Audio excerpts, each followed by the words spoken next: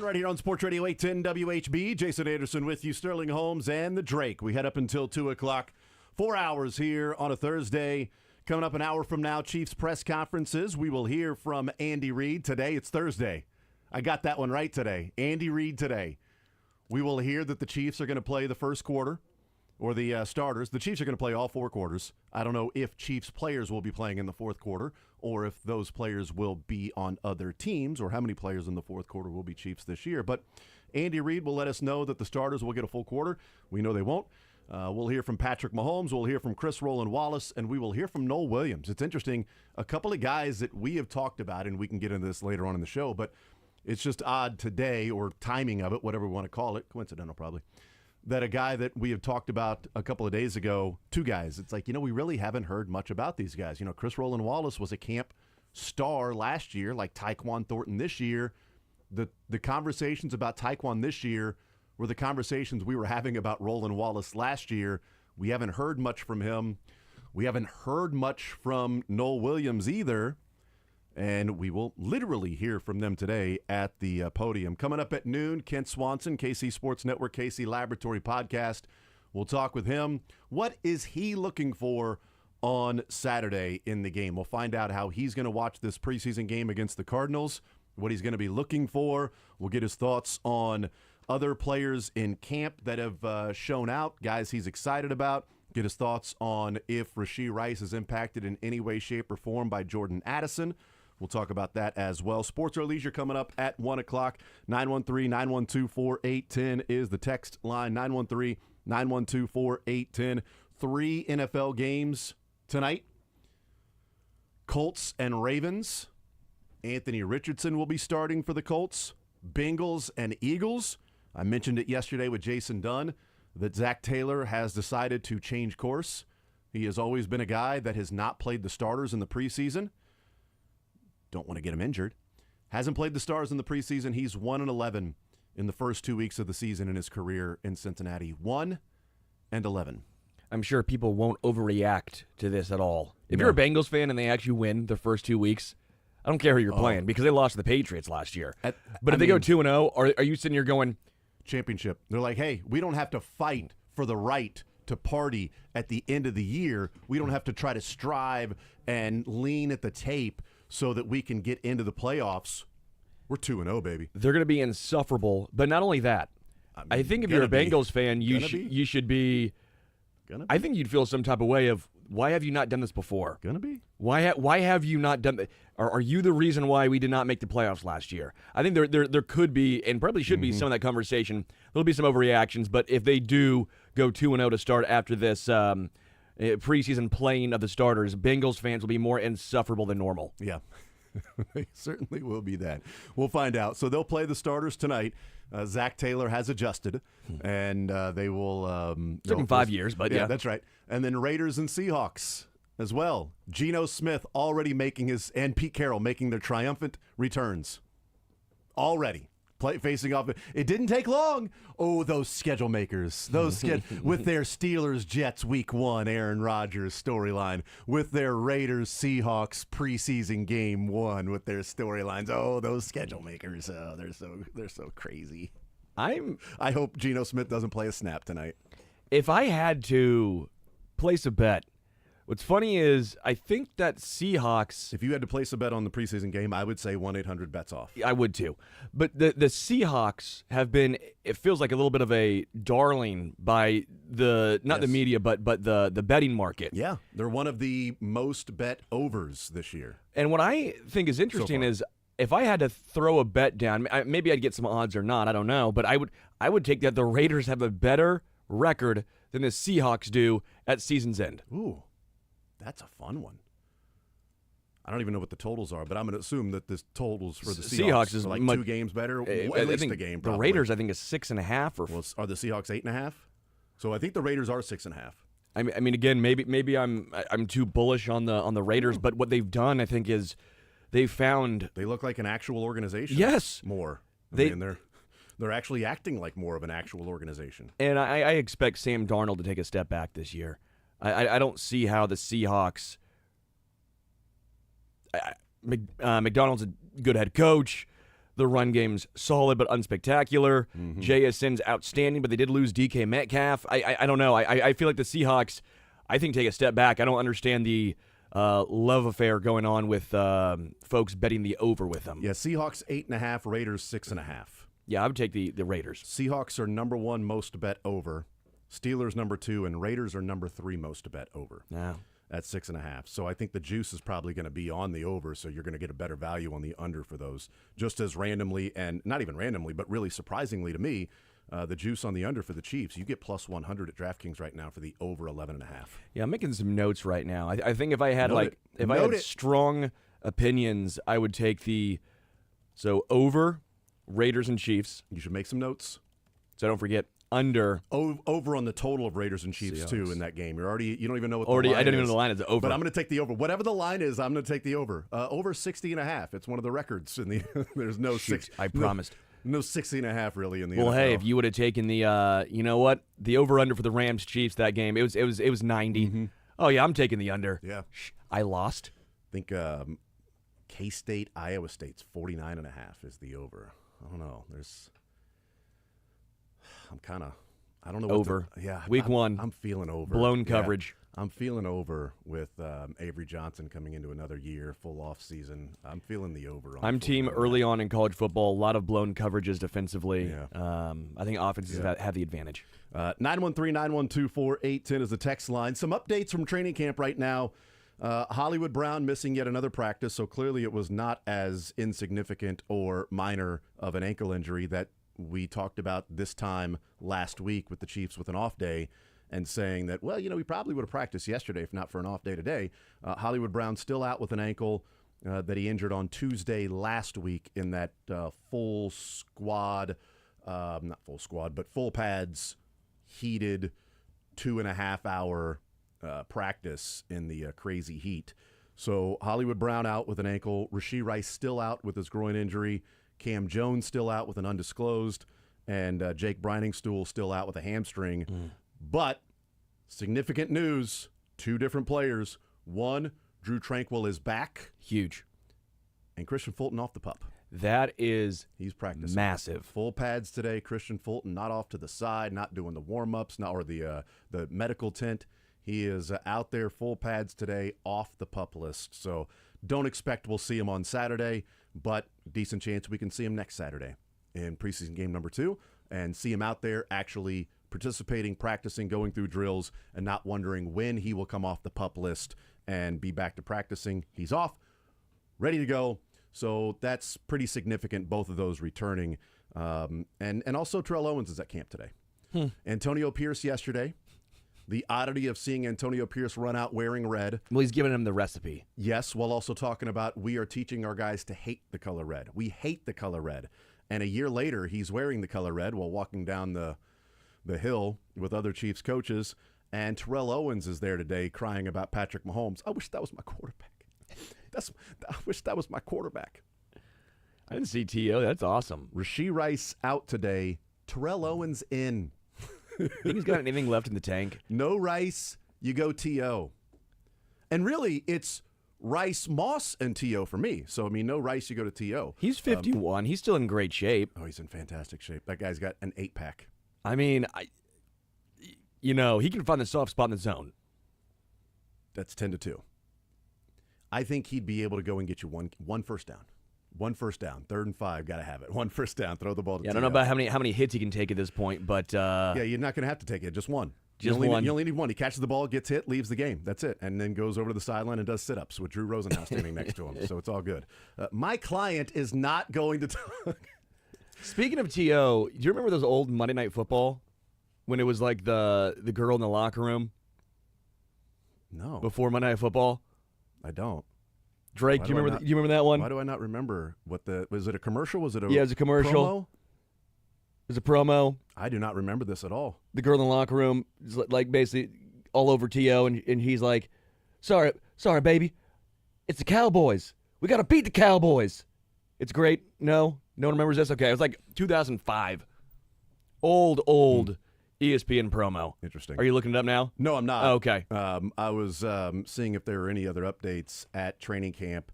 I'm a huge fan of the early 2000s commercials and promos. Oh, the ESPN ones, the Bud Light ones, the Budweiser ones. Drake, you probably remember these. Coors Light. Remember Love Train. Remember the Big Monday commercials that they would have? Who was the artist? Big Monday's here Robert again. Goulet, that's right. Lots of groovy games on the tube, my friend. You better wait till they have to hit the John, my friend. It's Grande Mondays here again. School night, schmule night. You better watch or I'll give you a pop quiz right in the kisser. I do miss I love the those quarterbacks Goulet. eating dirt, pom-poms and short skirts, fans who won't quit, and those twins. Yeah, and you know what? The Royals get the Twins starting tomorrow. Hey. So I don't know that I love what the Twins did at the trading deadline. I love it for the Royals, but we'll see. But, man, I loved those Robert Goulet Big Mondays. Big Mondays here again. School night, schmule night. Watch or I'll give you a pop quiz right in the kisser. Those were fantastic, man. I just always remember I still do the West. Because that was still Big East and Big 8 at the time, right? It was still, the Big Monday was still Big East, Big 8. And then it became Big East, Big 12. And that was back before they actually built in a little bit of a buffer and ESPN had one channel. So you would watch the Big East wrestling match for 2.5 hours. And in the last... The only thing more dramatic than my hairdresser Ricardo is a game-winning three-pointer on ESPN. When the game's on the line and you are 2 points behind, you can always The snaps are off. Come on, Jason. downtown. Because when you're tattooed and you got nothing to lose, you gotta chuck that rock from downtown. Downtown. College hoops on ESPN. It ain't over till the fat chick solos. Big solos. Lovely. God, Bring that back. Those were so good. Well, it'd be tough. Well, they could probably AI him doing some more commercials. I think they could probably do that. But those wrestling matches with the Big East, it was always frustrating. It was one ESPN, right? We didn't have the Ocho. So you would watch the final 5 to 7 minutes of the Big East game that would take 45 minutes, while the top right, you would see the ticker of KU Iowa State, 25-21, 9 minutes to go in the first half, and that's how you would be able to watch. You would have to watch, and then they would every once in a while go, let's show you what's going on at Hilton right now. Mizzou and Oklahoma in Columbia, and you're just watching the thing at the top right, waiting for this foul fest to get over because they're having this wrestling match in the freaking Big East. So, again, now we can watch it on ESPN News. So we've progressed in that regard to where we can now at least watch the game, but we've regressed in the pageantry category of commercials. Of the commercials. 100%. I need more Robert Goulet in my life. More Miller Lite, better taste, less filling commercials. We That's need right. more of those. It's Riddle me both. this, Scatman. What's got 10 legs and kicks butt? Dig. Wake Forest is the team for me. Is this a Tim Duncan? Baddest mothers in the ACC. Demon Deacons ringing up the score. Packing their bags for a trip to the Final Four. You're Man, telling a me Will specific Ferrell? Wake Forest one. You're telling me Will Ferrell couldn't do that when he gets the absolutely could. mustache Yes. and the almost like an Anchorman. Somebody's got to Get him like that, man. Anchorman, and Will Ferrell as Anchorman could do it. We need these commercials back at ESPN. That pageantry, that beautiful college basketball. In this world, there are two things you don't do. Stiff a valet and take a top-ranked team lightly.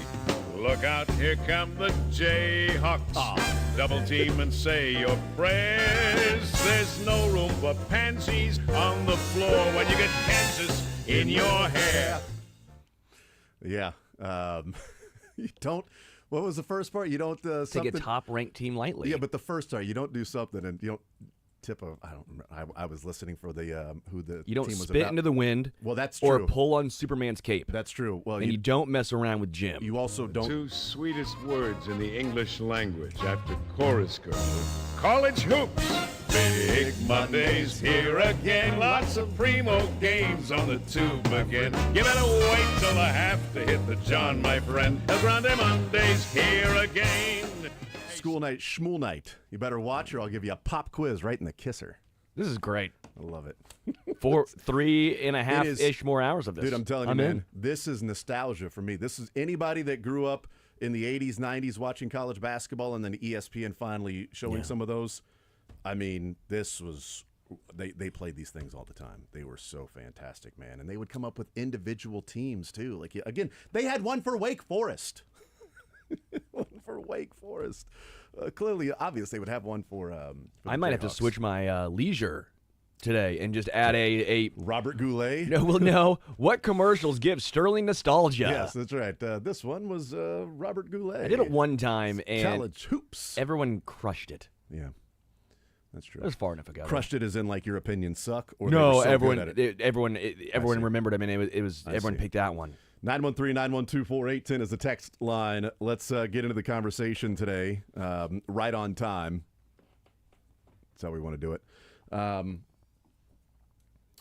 Royals last night, they salvaged a game from the Red Sox. They are still sitting 4 games out of the wild card, 8.5 out of the division. You know, crazier things have taken place, but 4 games out of the wild card. The Yankees are a game and a half up on the wild card with the win against the Rangers last night. Yaz moves into the leadoff spot. India moves down to number 7. They both have big nights. Nice move by Q. If there's a right-hander on the mound, I am perfectly fine with Yastrzemski leading off. Left-hander on the mound, India can go and lead off, and Grichuk can bat 6th or 7th.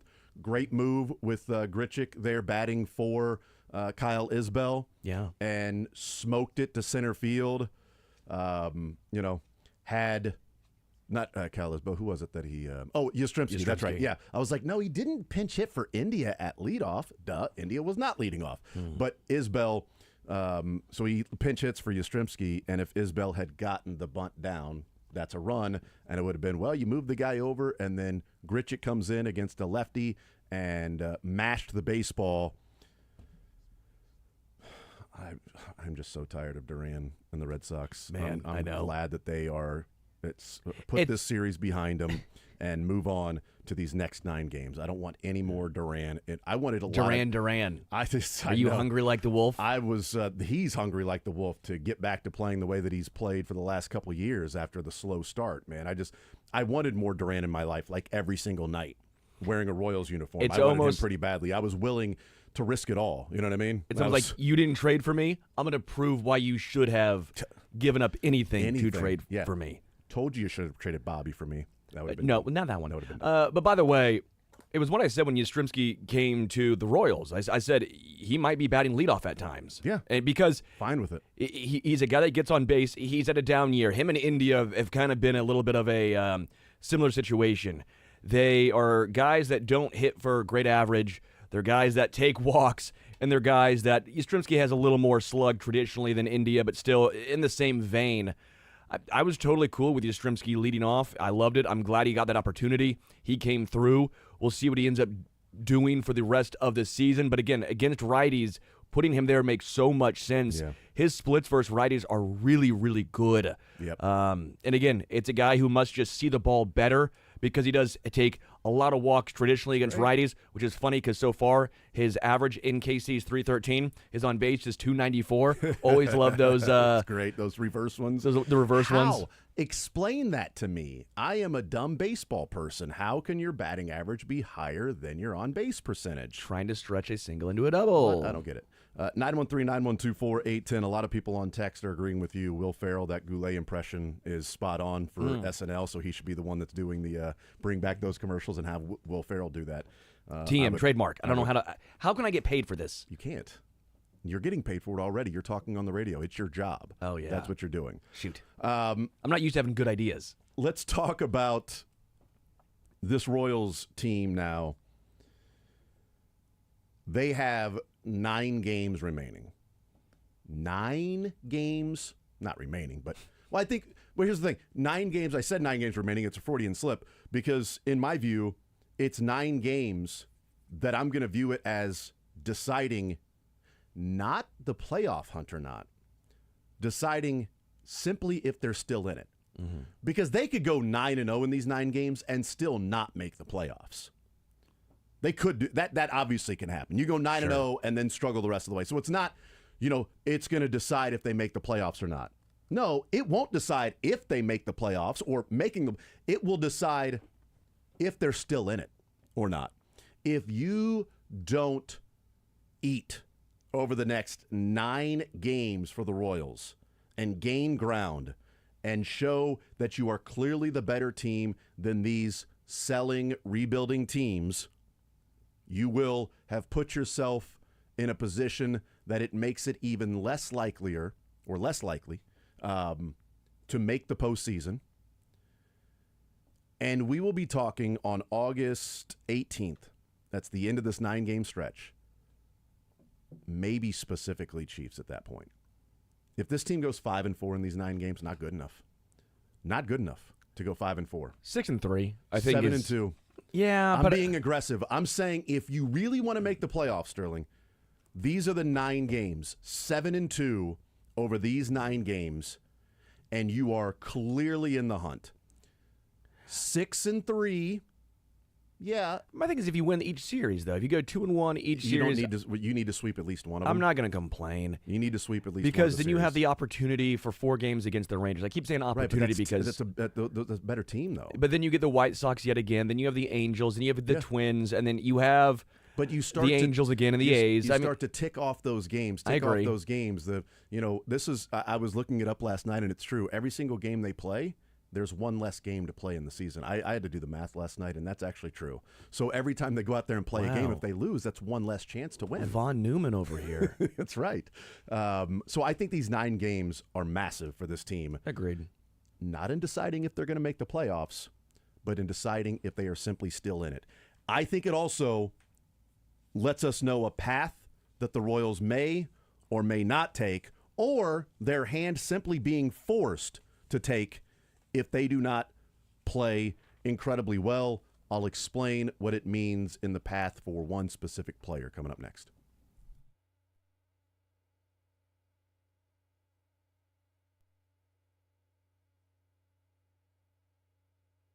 Hey, man, if you're out there in your 30s, 40s, 50s, and wondering what your testosterone level is, wondering if some of the things that you may be feeling are tied to low testosterone. For about a decade, I wondered, what's my testosterone level? I'll get it checked someday. Never really did. Heartland Men's Health went there, got the T-test, got the PSA test, had the medical consult. 30 minutes later, got the results back, got to play the little game about, hey, what's your testosterone level? Lower than what I would have guessed. Hey, it's supposed to be at this spot at your age. This is what it was when you were in your 20s or 30s. This is what it's supposed to be in your 40s.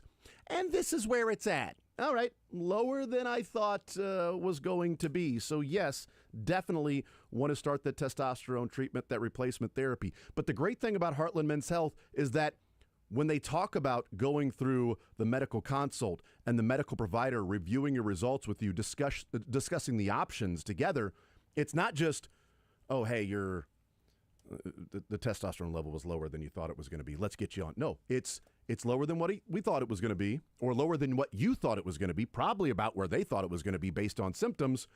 But are you even a candidate? We're not just going to then put you on. We got to make sure every other marker that comes back from your lab says that you are a candidate and it is healthy for you to go down this path. If not, hey, man, we're not going to treat you. It's not going to happen. We're not just going to collect the money and treat you if we don't think it is completely safe. And every couple of months, getting the updated labs to make sure it's right in line. Nothing else is taking place there with that.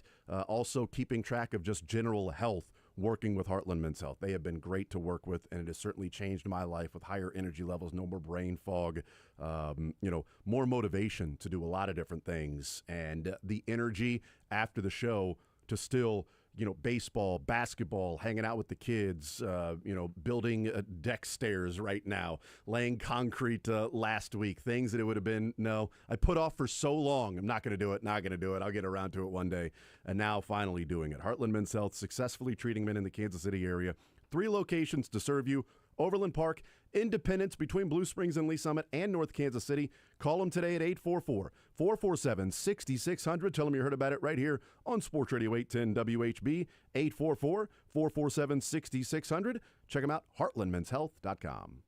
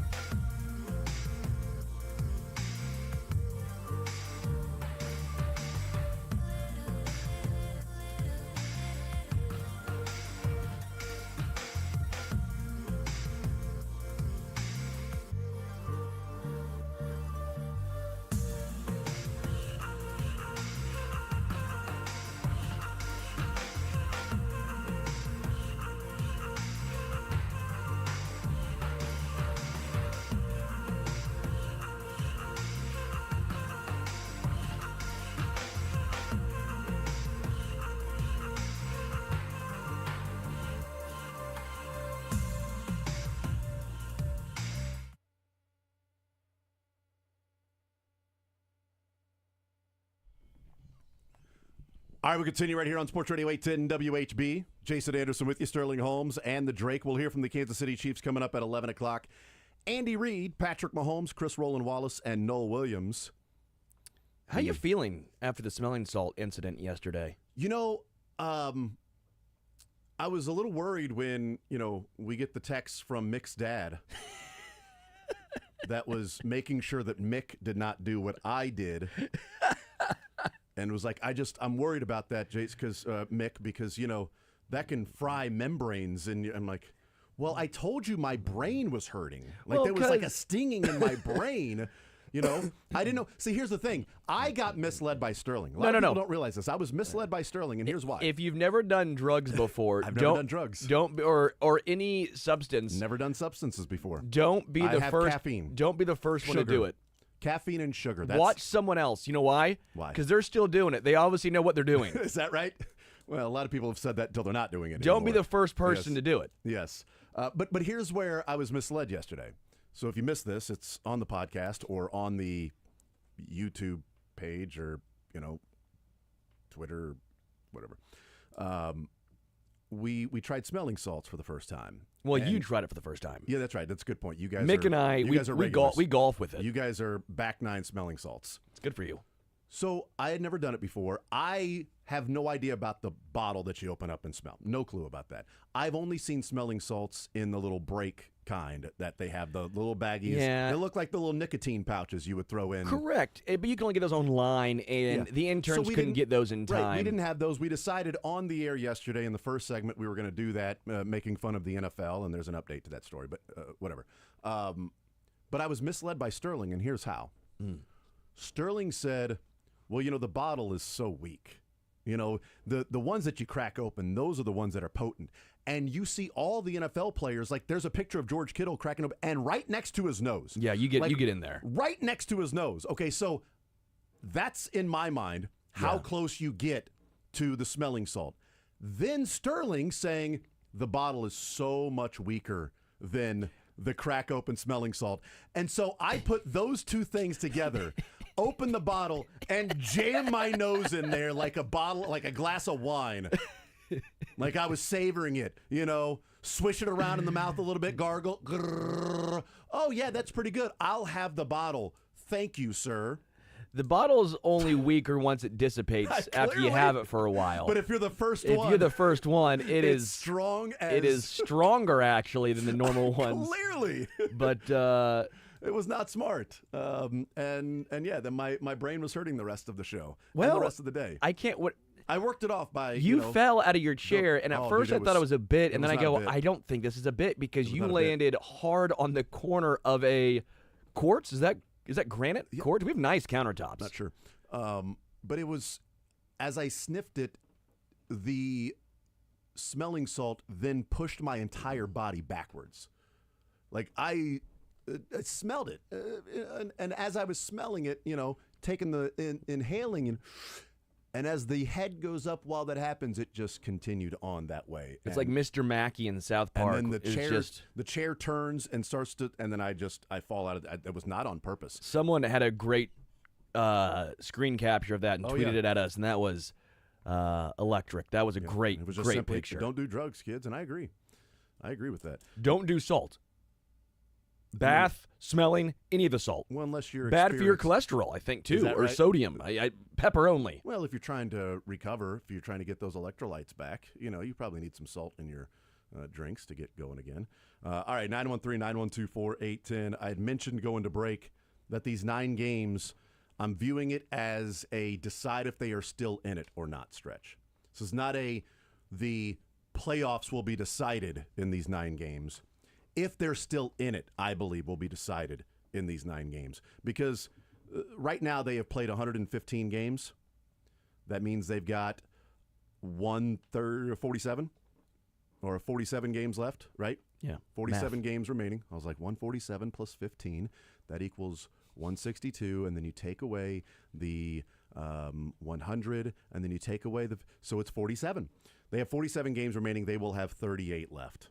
If they are still sitting 4 games out behind 3 teams with 38 games left after this stretch, that's going to be It's already a tough task. They're at 8% to make the playoffs, but it's going to be an even tougher task if they don't gain ground in this stretch of 9 games. But I also think on August 18th, if we wake up and it's still a 4-game deficit, 8.5 games out of first place, 4 games back, behind Cleveland, behind Texas, behind the Yankees, behind Seattle, behind Boston, right? Not all of those behind in terms of making the playoffs, just 3 of them, but still. I think that should, maybe it doesn't, but it should impact Cole Reagan's rehab. Sure. And how quickly they get back. Because the Royals, the fact that they traded for the future as well, again, I'll use J.J. Piccolo's line, this team got better, the future got brighter. I love what we saw from Ryan Bergert. We'll see about Bailey Ober working with Sweeney and Bove. Kolak is at AAA. Not Ober. Did I say Bailey? Yeah. Bailey I Falter, wish sorry. it was Bailey Ober. Dude, I have almost called him Bailey Ober about 10 times, and that's the first time I've done it. So I'm 1 for 11. I'm kind of like MJ Melendez. So he wishes he was 1 for 11. Bailey Falter. We'll see when he works with Sweeney and Bove and those guys. But, they have 2 guys in this rotation that they started the season with in the rotation, and that's Reagans and Waka. You've got Lorenzen out, Reagan's out, and now Bubic is out for the season. Luckily, Noah Cameron has come in and filled the void of at least one of those. So you've got 3 of the 6 that we were talking about. Do they have a 6-man rotation? But getting Cole Reagans back obviously would be huge for this team dating back to June 11th since the last time this guy has pitched.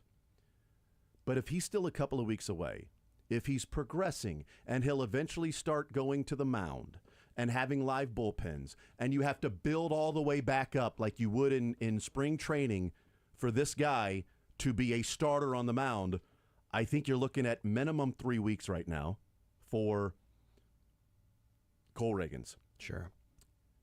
And if we wake up 11 days from now, and again, this team, after these 9 games, is still in this position, I think you back off more on Cole Reagans. I think you just simply take it easy and say, you know what, we don't need to push this for a final stretch. I think they should, and I think they will, Sterling, have the bigger picture in mind with Cole Reagans, because they're not in the position they were last year when Vinny's trying to come back, and they are in the playoffs keeping teams at arm's length. But they're playing a 41-year-old in Yuli Gurriel and that's not a knock on Yuli. I mean, right. They had to claim Tommy Pham off waivers. They traded for Yuli Gurriel. It's the Rich Hill thing where it's not Rich Hill's fault, but it was a situation where you had to turn to a guy who's probably is past his prime. And that's a trivia question. Who made the last out in that Yankees series to end the playoffs? It was Yuli Gurriel. Yeah. The guy was on the team for 5 minutes. I mean, obviously he was on the team before September 1st because you can't be on the team after September 1st and play in the playoffs. But so this guy, had to come in and do that. They've had to pitch Rich Hill, right? They've gone, we thought maybe Thomas Hatch was going to pitch. Then he gets DFA'd. They've pitched Bailey Falter. Ryan Bergert's in the rotation now. You have to take the long-term approach with Cole Reagans if part of your strategy at the trade deadline was to thread the needle to get better next year. These 9 games, to me, should dictate whether or not we see Cole Reagans again this year. Yeah, and that's a very fair point. I don't know about seeing him again, because I think either way I would want to at least see him pitch at some point, but I think it should determine when you bring him back and how much of a leash and how far will you let him go. Because I want to see him back even if it's later on in the season pitching 3 innings. Yeah. I want to see him just to see what he looks like against competition heading into next year, so then you know where he's at. Yeah. Obviously make sure he's fully healthy and all that stuff, but I'm always a fan of, especially in baseball, football's a little different if you're trying to rush guys back because it's a lot more physical. I think other injuries can then transpire. Baseball, as long as his arm is healthy, even if it's not all the way worked up, let him go for 2 innings. Do the Shohei Ohtani. Kind of ease him back in. I would be fine with that because I want to know what he has heading into next year. He had a down year to begin with already this season. Yeah. Where is he at heading into next year? Where do you view him? Is he still your ace, or is he now a 3? Right? Is he behind Lugo and Waka? We'll find out. Right. I would like to see him at least pitch a little at some point this year. Yeah, you know what? Let me amend that. That's a good point. Let me amend it and say these 9 games dictate whether or not we see, or I want to see Reagans the rest of the year. These 9 games could dictate whether or not I want to see Reagans in a game that it's like, hey, let's have him go out there because we got to save the bullpen. Sure. We need 6 innings, or man, you're 6 games out and there's 12 games to play, and Reagans is on the mound. He's got 2 starts before the season's over. Let's just get him back out there and ready for the offseason. But he's back out there pitching again for a couple of starts before the season's over just to get that feel again. Well, I would be okay with if that's the case, if things go sideways, and let's hope they don't. Let's say you just shut down Lugo or Waka and throw Kolek in the equation then at that point to see what he has. So that way you can try I'd like and see. to see Kolek this year. But that way you can see who you have for next year. If that is the case, again, the process was correct. It just didn't happen this year. But then you get to see who is in your rotation. Is it Falter? Is it Kolek? Is it Burgert? In that same situation against Boston, maybe you say, you know what, Burgert, go out there, try and get through 6. Let's see what you have. Let's see if you have the metal to get through. Again, I would have liked him out there to begin with, but I think if you're already out of the playoffs at that point, you probably still leave him out there to see, can he get out of that? That was surprising. I would have rather seen Kolek than Falter. And this was before Falter went out on Monday night. I would have rather seen Kolek because in a stadium like that, at Fenway, I'd like the guy that has a high ground ball rate and has a really awesome sinker. And again, that might have been the rule on Kolek was optioned, so therefore if you trade for him, he still has to stay the minimum number of days down in the minors. So they may not have had a choice. But in a perfect world, I would have liked to see Kolek go out there because I've seen Kolek pitch this year for the Padres in bigger games for a team that's trying to win, as opposed to nothing against Bailey Falter, but going out there pitching for a team that's just playing out the string that is not winning anything. He's doing his job, or supposed to be doing his job. He's got a 3-something ERA, so it's not like he was a scrub or anything. But I would have liked to see Kolek. But again, that may simply be the paperwork of it, and they didn't have a choice because you had to wait the minimum number of days since he was sent down 2 days before the trade deadline. Yeah, and now Falter has a 4.14. When you give up 7 runs, it's going to explode. But yeah, he had been pitching better this year than Kolek have. They both had similar-ish careers to this point. Yeah. Falter was a high school guy. Kolek was a college guy. Where did Kolek go? Kolek went to Texas A&M. Oh, okay. He's got a career 4.56. Did he pitch with Asa Lacy? I doubt it. I'm serious. When was he drafted? When was Kolek? 2018, so maybe actually, yeah. So they might have crossed paths. So Asa Lacy probably a freshman because Asa Lacy was the 20 he was the 20 draft, right? So yeah, they may have actually he was crossed the year paths after then, Bobby. yeah. So they may have crossed paths a little bit. So Kolek has I told everybody Kolek over Lacy. career 4.56 ERA. Falter has a career 4.5. Yeah. Both have been, again, to this point, both are 28, by the way. So I think you're looking, again, kind of that Michael Lorenzen frame. One's a lefty, one's a righty. The Royals have had, I think, more success with lefties as far as developmental aspects. So I think maybe that's why they gave Falter the nod, and he's been better this year. Yeah. But either way, I would like to see Kolek at some point, again, if the Royals start to fall, I guess if they start to falter out of the playoff hunt. But either way, I like what the Royals did at the deadline, and I think it left a whole bunch of doors open. And I think what they do these next 9 games, as you alluded to, really determines my thoughts on Cole Reagans. Interesting. All right, we'll take a timeout. We'll come back, continue rolling. There is still a hold-in going on in Buffalo. The Chiefs get Fulton and Tranquil back. Rice is still out. Hollywood is still out. T.O. is in at practice. We'll talk with Kent Swanson coming up at noon. Chiefs press conference is Andy Reid, Patrick Mahomes, Chris Rowland Wallace, Noah Williams at 11 o'clock. But want to talk a little bit, if we have some time, about the hold-in that's going on with a contender in the NFL. More Zone coming up next.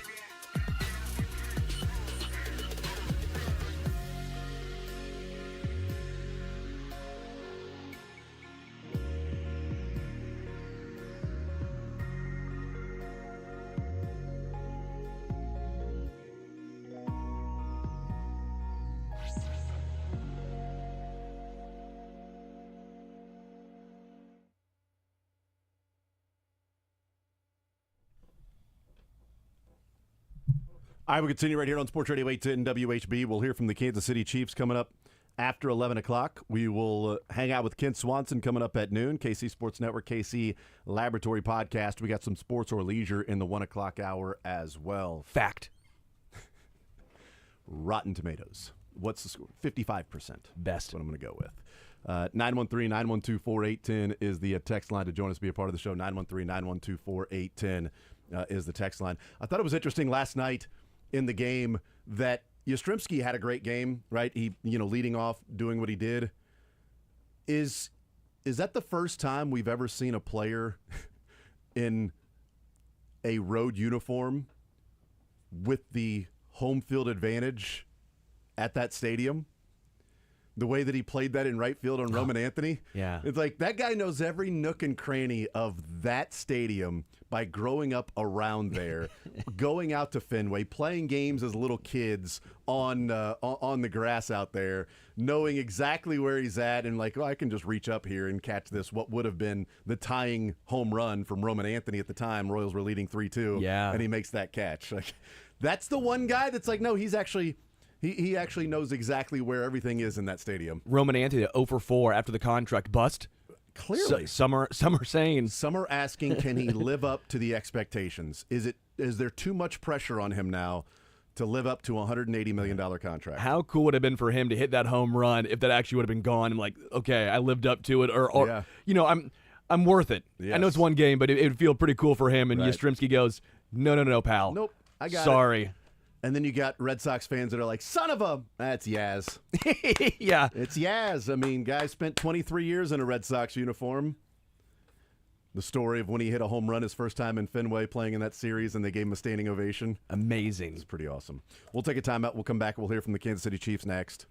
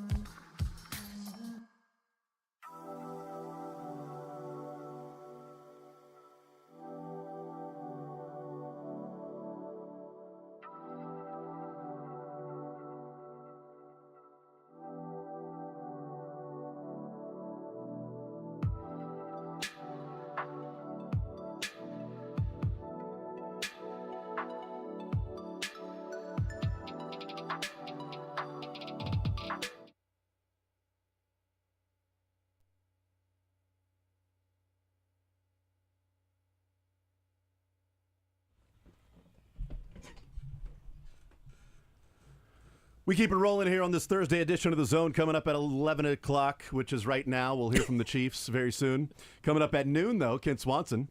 Coming up at 11 plus 1.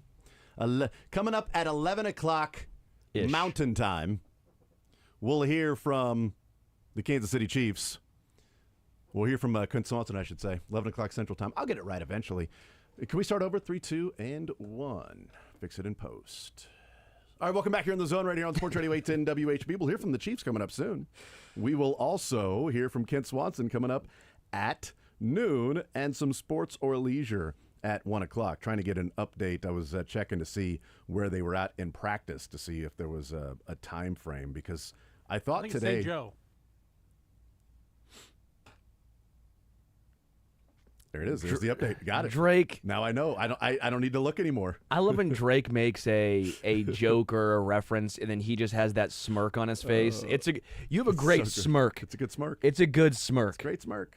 It's a great smirk. He's eating something with a smirk on his face. It's a bleep eating grin. Yep. And this time I said the bleep eating instead of remember the time when he's not eating that. Yeah. That's not what he's eating. You eat pieces of bleep for breakfast? That's right. No.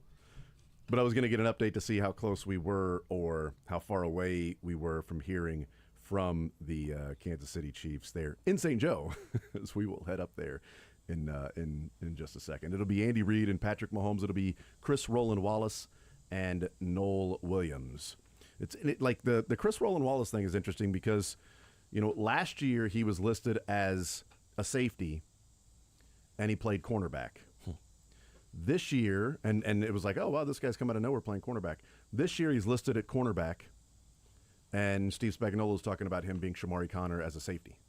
Yeah. It's like, well, hold on. What's the deal here? He was a slot corner exclusively last year. Right, but the first depth chart, or the depth chart before week 1, he made the team, but he made the team as a safety. Yeah, and it is interesting how they have that, because wherever you want to list the slot, we always list it as a slot corner. Right. But a lot of times, who knows? This year, Shamari Connor's listed as a safety, but if he still plays in the slot, they're chess pieces to Spags. It's almost like positionless basketball, where you can be listed as a 2 or a 3, but you're a wing, right? Mm-hmm. Or you can be a 1 or a 2, but you're a combo guard. It doesn't really matter what you're listed as. You know what your job is in that regard. I do find it interesting. Arizona's now, they came out, they said they're playing their starters, right, at least for a little bit in this upcoming game. Yep. They said they hadn't played their starters since the last time they played the Chiefs in a preseason game, which is kind of a funny coincidence there. But I do think we're starting to get more and more of that trend. I need to see what the Eagles have done. Yeah, I'm not sure. or other really good teams, because the Chiefs have always played their starters at least a little bit. That's what Andy Reid does. And in a league that is such a copycat league, it is interesting that teams still at times try and be like, no, we're smarter than them. Mm-hmm. We're going to do it our way. But it is, again, a copycat league, and I think finally teams have wised up to the fact that, well, we're coming out slow and sluggish. The Chiefs have traditionally been a team that comes out relatively hot. I know they lost to the Jags. They've lost to the Lions. You're not going to win every single game. But the Chiefs, again, I think are a team that comes out and plays well early in the year. Defense at times has been a struggle, and they get better as the season goes on, of course. But point still remains, I think that we're going to start seeing more and more teams now follow the Chiefs' method of tougher training camps, and we're playing these guys in the preseason. Yeah, because one of the knocks was, well, his teams are going to wear down at the end of the year. Like, if you're going to have that tough of a preseason, you start off hot, but then you're going to wear down. Well, that flew in the face when the Chiefs, and especially with Patrick Mahomes, had the crazy November and December record. It was like Mahomes in September and Mahomes in November and December. Mahomes in October is when they would lose games. But November and December, and certainly January, is when the Chiefs would play some of their best football. They'd start off hot and they'd end hot. Okay, so it clearly wasn't an issue with how hard they went in training camp, because they still had the energy left to, go to AFC Championship games every year and play in 5 of 6 Super Bowls. This was not a team that, they started off hot, they peaked early, and now in December they're sliding back and everybody's catching them and surpassing them, and now they're going to be a team that's going to be susceptible to an upset in the playoffs. No, they've hit their stride even in November and December. So it has not been anything along those lines of this is an issue So It's we not need to not do what the Chiefs are doing. Marty Schottenheimer. It's Yeah, not Marty. Yeah, it's so difficult, the training camp and the two-a-days and practicing pads during the week, during the season, during the week of games. You're practicing pads and full-on hitting, and then you got a game to play coming up that weekend. Like, it's clearly not that, plus with the Even CBA. Oklahoma drills, didn't he? Yeah. I mean, it was just like, we're hitting, man. We're going to be a tough, hard-nosed football team. We're not going to score points, but we're going to be a tough, hard-nosed football team that is going to hit. 913-912-4810. There's a couple of clips out there today. Another one of Brashard Smith, a screen pass, leaping to make a one-handed catch and then dodging a defender. An actual dodge of a defender, not a training camp. The guy runs by you and getting in the open field. It was a nice screen play, but also thrown a little high to him. But he went up and snatched it with one hand. And it's like, okay, let's see what Brashard Smith can do in this offense as a weapon. Can I have a slight bone to pick? Sure, pick it. Kenny, I like Isaiah Pacheco a lot. good for you. I like when people post and go to training camp. I really dislike when they post, I want to say, highlights of training camp run game when Pacheco would have gotten stopped behind the line of scrimmage for a 1-yard gain.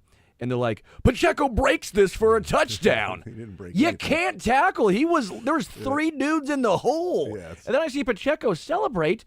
I'm like,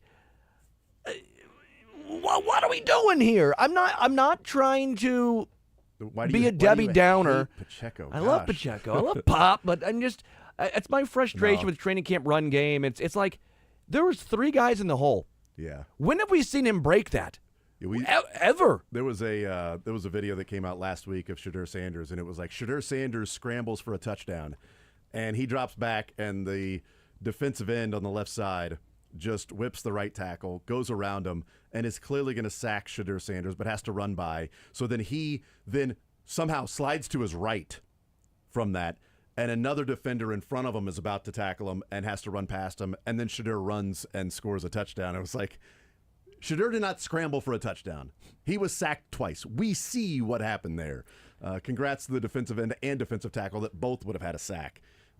So yeah, you're right. This is we can see what it. Just post the video of like, hey, here's the run game handoff to Pacheco. Make of it what you will. You don't have to describe what's happening because we can all see with our eyes. The Eagles did not play their starters in the preseason last year. They started off the season 2-2. There you go. But they had enough juice at the end to win a No, Super but I do Bowl. think it's interesting I because know. they Yeah. went they only lost 1 game, Right. and that was when Jalen Hurts got injured against Washington. They lost by 3. Yeah. So I think there is something to that because you look at that. That's pretty interesting to me. Of they started a little slow. Yeah. 2-2. They lost to the Falcons. They lost to Tampa Bay. They got Yeah. hammered by Tampa Bay. I thought this was interesting, this little nugget from Jesse Newell from The Athletic. In the first thing he wrote yesterday, first thing he wrote yesterday for the a little thingy. Hey Jesse, your little thingy was good. It was nice. Stop little talking story. about Jesse's thingy. I know his thing. Okay? He wrote at The Athletic. It's so athletic. Number 6 that he lists here of 6 things from training camp says 2 positions remain uncertain, and he says running back and defensive tackle. But here's the little nugget that comes from this. He talks about Isaiah Pacheco, full strength, maybe came back a little bit too early, didn't seem to have the explosiveness when he came back last year. Says Kareem Hunt's a short yardage specialist who turns 30 this week. Free agent pickup Elijah Mitchell has yet to show the burst he had in earlier days, while 7th-round running back Brashard Smith is super athletic but still working to pick up the playbook as sort of a receiver-back hybrid. The Chiefs could be on the lookout for a third-down back who can both pass protect and provide big playability. Whether that becomes available after roster cuts remains uncertain. It's an interesting little nugget from Jesse Newell that, certainly has covered the Chiefs for a while, so he's got relationships there with people. That his read of the situation in the running back room is the Chiefs actually may make an addition to the running back room, and not just how do they figure out Pacheco and Hunt and Mitchell and Brashard Smith and Carson Steele? Are they going to keep a fullback and then 4 other running backs? Are they going to keep 5 running backs with a fullback on this team, even though Carson Steele last year was listed as a fullback in the depth chart that they had? both the first depth chart and the depth chart before they played the Baltimore Ravens. He was listed at fullback, even though he really played running back. It's interesting to hear that because I just assumed that, and I still think it's probably going to be the case, is Kareem Hunt is your third down back. That's what I thought. But we haven't heard or seen much from Elijah Mitchell. And as he's saying there that, he hasn't shown that burst that he had, a couple of years ago with the San Francisco 49ers. And Brashard Smith is obviously still learning the playbook, and pass pro is going to be interesting. Or is going to be tough for him to pick up. But also a sort of receiver-back hybrid. And that's what I was talking about yesterday, is maybe he's viewed as that extra receiver, so you don't have to keep Sky Moore or Nico Remigio, that you keep Tyquan Thornton. Even if Rashee Rice is suspended, you still only keep up to Tyquan Thornton, so you've got 5 receivers, and then Brashard Smith becomes your, while Rashee Rice is out, receiver-back hybrid. But he's saying that they might be on the lookout for a third down back that has big playability. That's not Kareem Hunt. And No. Elijah Mitchell's not a third down back because he's not catching the ball much. So Kareem Hunt doesn't have big playability. Brashard Smith does, but you're not having him in on third down to protect Patrick Mahomes. There's a few names out there.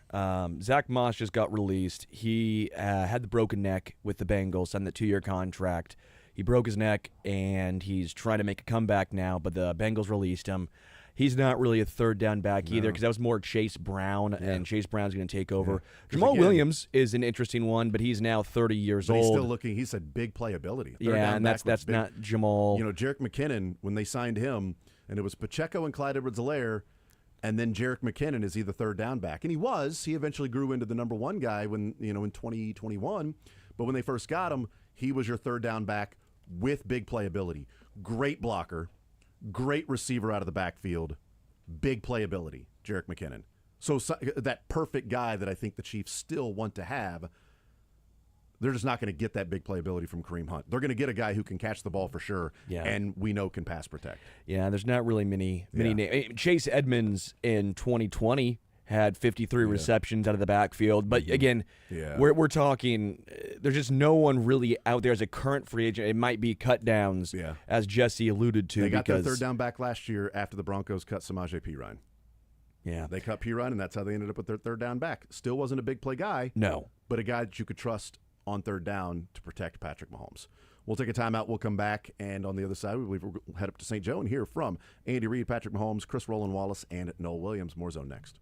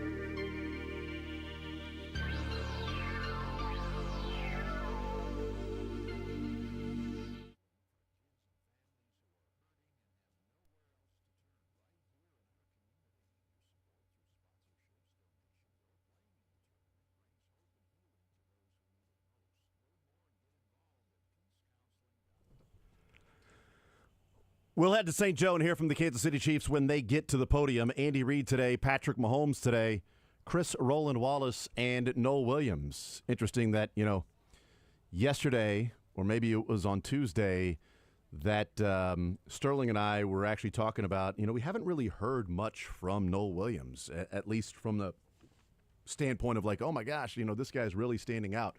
Early on we saw some things from Jalen Royals. That's kind of taken a step back.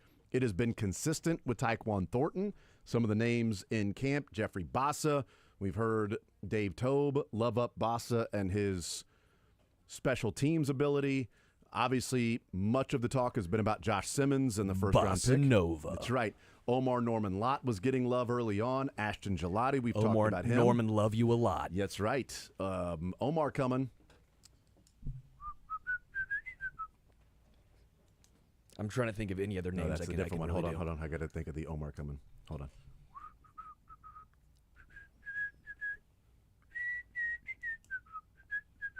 That's the Omar coming. From the wire. There it was. So Omar, hopefully Omar is coming right at the quarterback throughout his entire career with the Kansas City Chiefs. And Ashton Gelati coming around the corner when he comes. Let's hope that's the case. Everybody's enjoying a little Greek treat with Karlaftis and Gelati meeting at the quarterback. So we'll hear from the Kansas City Chiefs. But Noel Williams, we hadn't heard much about him throughout camp really at all. And Steve Spagnuolo saying yesterday, and I thought it was a coach's nice way of talking about a younger player in saying that it's a work in progress. Yeah. As he said about Noel Williams, he said, look, playing the edge in this league is tough. Playing out on the edge is tough. Not edge as in defensive line. Outside corner, yeah. Yeah, playing on the outside corner is tough. As soon as you hear him say that, it's like, look, it's difficult to do that, okay? So we're going to give benefit of the doubt here to the fact that he hasn't been doing all that well. It's difficult. Then he said, there's an adjustment that has to take place, and he's going through that adjustment right now, that adjustment phase. So, he's still getting better. He's aggressive. He has that. We know that's something to build off of, that he already has that aggressiveness to his game. I mean, that was a pretty nice way of Spagnuolo saying, it's, it's going to be a little bit for Noel Williams. Maybe let's look at McDuffie, Fulton, Watson, Williams, and Najee Johnson, and Noel Williams being a guy that may not be the L'Jarius Sneed, Watson and Williams rookie years impact, where I think a lot of people were hoping that would be the case when they traded up to get Noel Williams. Remember, if this doesn't work out, they traded Joe Thuney to trade up and get Noel Williams. And the cap number as well for Joe Thuney. But that draft pick for Joe Thuney has already been used, and that's on Noel Williams to get him. So there's a little bit more to just that draft pick than, you took him where you took him in the, third round or whatever. Yeah, fair or not, there's going to be a little extra pressure on Noel. Gelati for L'Jarius Sneed and Noel Williams trading up with for Joe Thuney. I'm a little concerned because we've not heard hardly anything. And this is not, again, trying to be negative, but we haven't heard much positive about Noel. We've heard something positive about almost every other Chiefs rookie.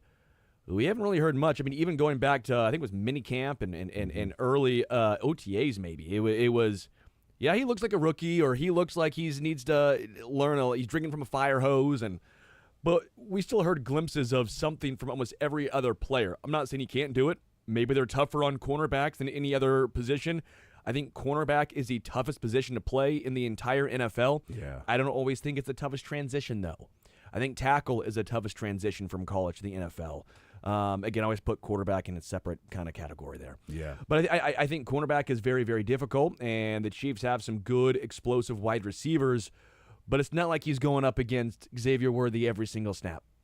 He's getting some against some guys who probably aren't going to be on the 53, right? So we would like to see a little more positive conversation around Noel, I still believe, because we've known and seen what Dave Merritt and Spagnuolo have done with cornerbacks in the past with KC. I'll also point out, remember last year, or was it 2 years ago? It was last year when they said no one's taken that CB2 role. And Yeah, then all of it a was sudden, frustration. And then what was it Jalen Watson week 1, and he looked amazing. Yeah, and then Then he got injured. But was it the Chargers games as well? So week 3? No, week 4. What was week 3 last year? Was week 3 the Falcons, or was that week 5? I can't remember. I think it was week. So Chargers, I'm going to guess week 4. Okay. And I think that's when Rashee Rice and Jalen Watson both went down, if memory serves. But the point remains was Spagnuolo was basically saying nothing complimentary of any of the CP2s, and then all of a sudden Jalen Watson looked really good once the season started, right? So maybe they're just tougher on cornerbacks. Maybe they're just trying to light a fire and they'll figure it out. But I've been, I guess, a little underwhelmed with the conversation around Noah Williams coming out of the KC side of things. Yeah. There's a clip out there because we like looking at these training camp clips, but we also talked about literally the previous segment about taking those with a grain of salt because, With a grain of smelling salt. That's right, which you can do as long as you provide it on your own. Taking it with a grain of smelling salt. But there's a clip out there of Xavier Worthy running a deep route and then a jump ball that he makes about 40 yards down the field on, I believe that's Jalen Watson. Brian Cook was there, so Brian Cook might have hit him and broken up the pass. But so a lot of people are looking at Xavier Worthy, which is fine. What I'm looking at in the background is Chris Jones and Kingsley Suamataia one-on-one. And Kingsley Suamataia doing enough that Mahomes drops back in the pocket, sits there, sets his feet, steps up, and then throws the deep ball to Xavier Worthy because Kingsley one-on-one, I'm going to say that's a win against Chris Jones. One-on-one against Chris Jones, and Chris Jones was stood up. Now, was that Chris Jones? It's 3rd down and 8, and I'm going up against a guard, and I'm going to do everything I can here to get there. Was that Chris Jones? This is my 4th play in a row in this particular drill. Let me just see if I can. Let me just do the power. Let me do power move here just to work on getting my hands right on this guard. Like, who knows? And then Josh Simmons against Michael Dana on the left side of the offensive line, right side of the defensive line. Josh Simmons stonewalling Dana until Dana does the push-pull. Like, he's got him stalking. Mahomes has all day all the time in the world, and Dana then grabs the jersey and pulls Josh Simmons down and goes around him. Veteran move. Yeah. The rookie had him stopped. The rookie had him stalked. Dana nothing to do. Grab, pull down, and then goes past him. But if Mahomes doesn't throw the ball, okay, well then, yeah, he might be pressured from behind from Mike Dana.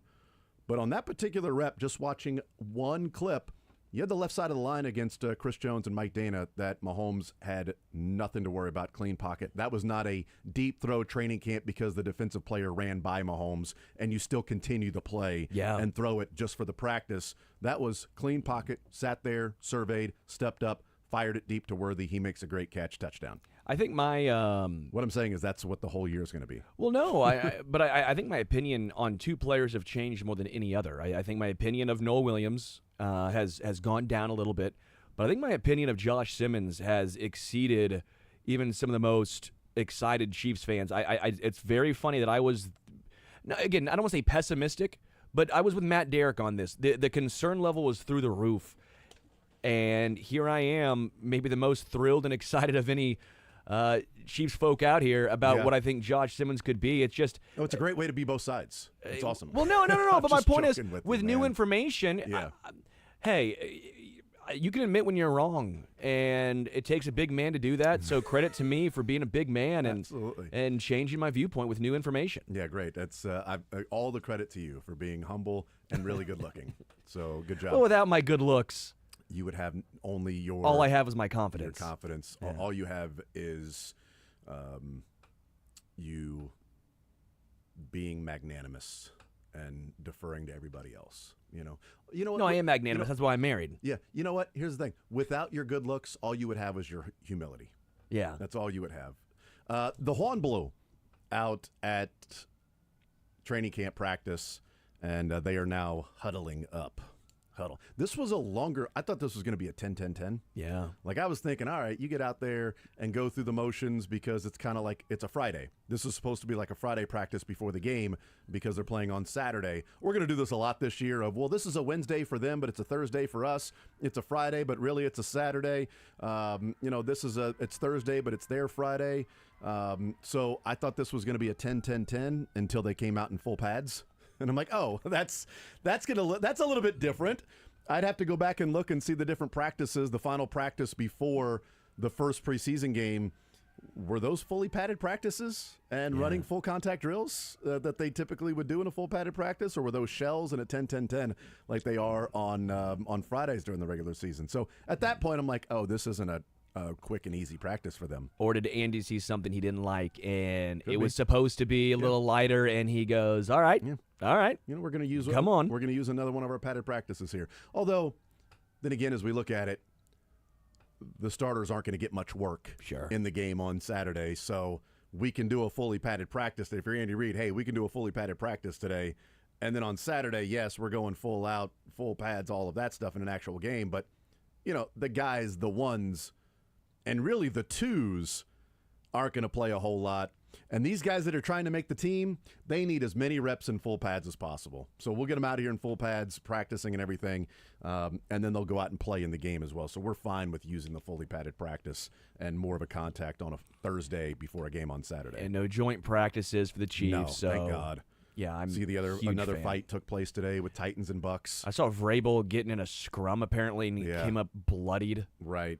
Which, by the way, that's Mike Vrabel. Yeah, of course. He is the new Dan Campbell in New England. Dan Campbell and Mike Vrabel. I'm thrilled he took over that job in New England. I think he's going to do a really nice job. I'm still always perplexed and shocked. Glad he's not in Tennessee anymore, because that seemed to be annoying that every time the Chiefs play the Titans, Mike Vrabel, what were the Titans thinking? I mean, when the entire NFL is left going, you just fired a good head coach. Yeah. I know he took a year off, so clearly the rest of the NFL didn't view him in that same light. But so did Steve Spagnuolo. True. He took a year off before he got hired as a defensive coordinator for the Chiefs, and we're talking about, is he a Hall of Fame? Is he going to, be the guy that breaks the mold of coordinators not being Hall of Famers? Does Steve Spagnuolo get into the Hall of Fame as a coordinator only? And he ended up taking a year off. So maybe sometimes it's the gap year, if you will.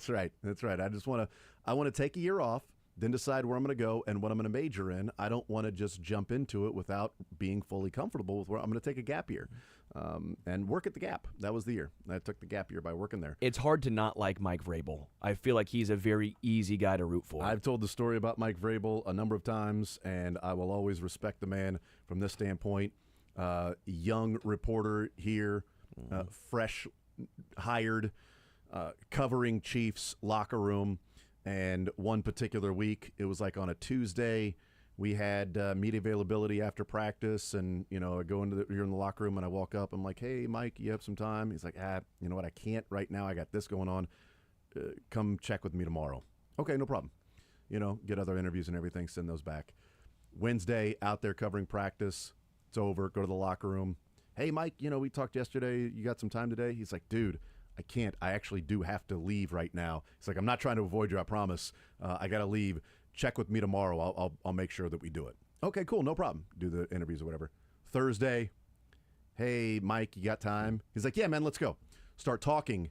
And this is not something that I was mad at, because this is what happens. Once somebody starts talking, the rest of the media heads over and it's like, okay, well, let's roll our cameras and everything, because, there are no exclusives, because I've done that before. Yeah, of course. A camera starts talking to somebody and everybody walks over and I just stick the microphone up there and we hear what they're saying.